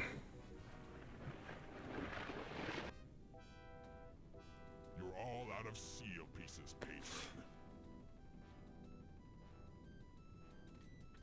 Cool 3D. I've got one more, dragon.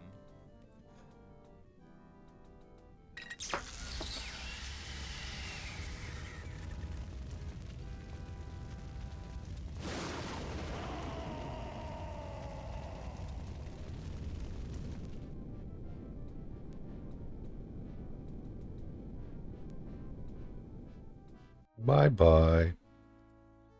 When you the seal piece into the focus and ignite the interconnection spell. Magic flows through the ruins of the island and connects the elemental spires. Sangdrax, unwisely attempting to break through the magic field in order to stop you, confronts the brunt of its power. It proves to be too much, even for the incarnation of evil, and the explosion hurls him into the swirling vortex, hopefully never to be seen again. You've connected the 5 realms. Perhaps now the worlds can function as planned, and their inhabitants can not only survive, but flourish. Yet you ponder one particular unrealized goal of your lord, namely the release of your people from the labyrinth. With time, and the aid of the Sartan, you may be able to see this dream fulfilled. But that must wait for another day. You've completed Deathgate. You've saved the realms from a fate worse than death. And while doing all of this, you scored 1,500 out of 1,500 points. Perfect. Congratulations. All points. I think you gotta do it all. Glenn Dahlgren is a great guy. Check it out. Game design and programming. GG, thank you for the GGs. Because I think Glenn is also... He's done a lot of stuff here.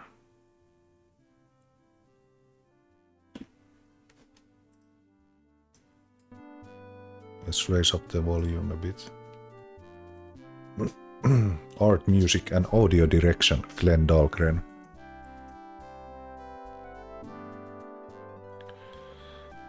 Yeah, it's cool.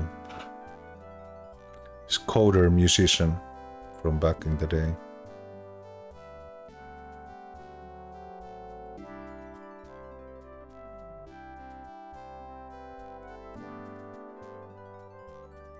What a great game this was.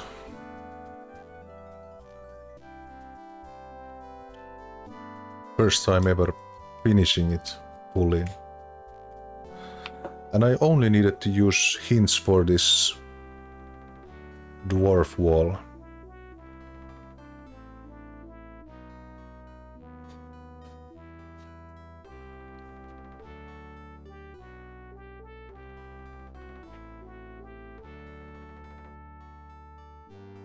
Roiben Schmoiben Studio.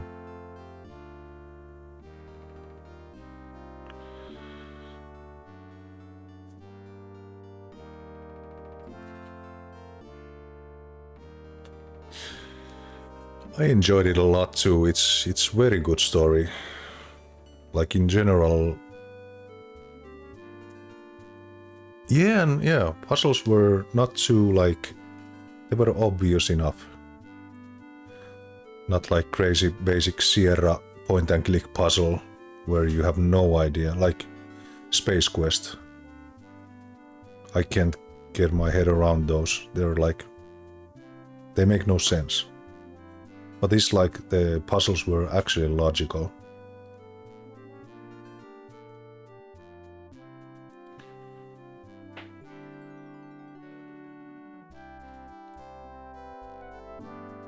I really like the production quality in these old games, like the voice acting and everything is like on par with the mood of the game.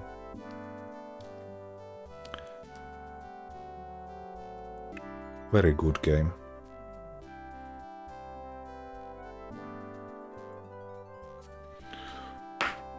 Okay, that was actually quite good timing as well.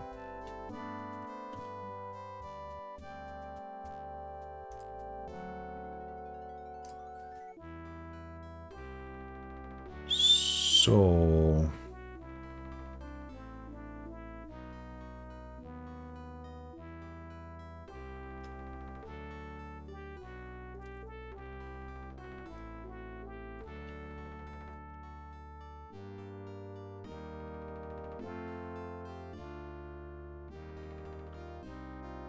I think we're gonna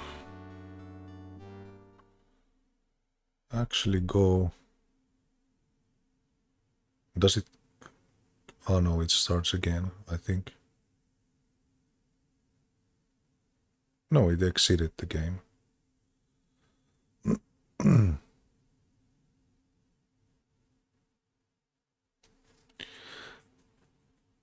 We're actually gonna go and raid Just Jack because he's been hanging here as well. He's playing Diablo 4, but all gaming is good gaming, so let's go say hi to Just Jack and give him a follow. And he's gonna maybe play Days Gone later, so thank you everyone for watching, and I'll catch you next time with some other games. Thank you and bye bye.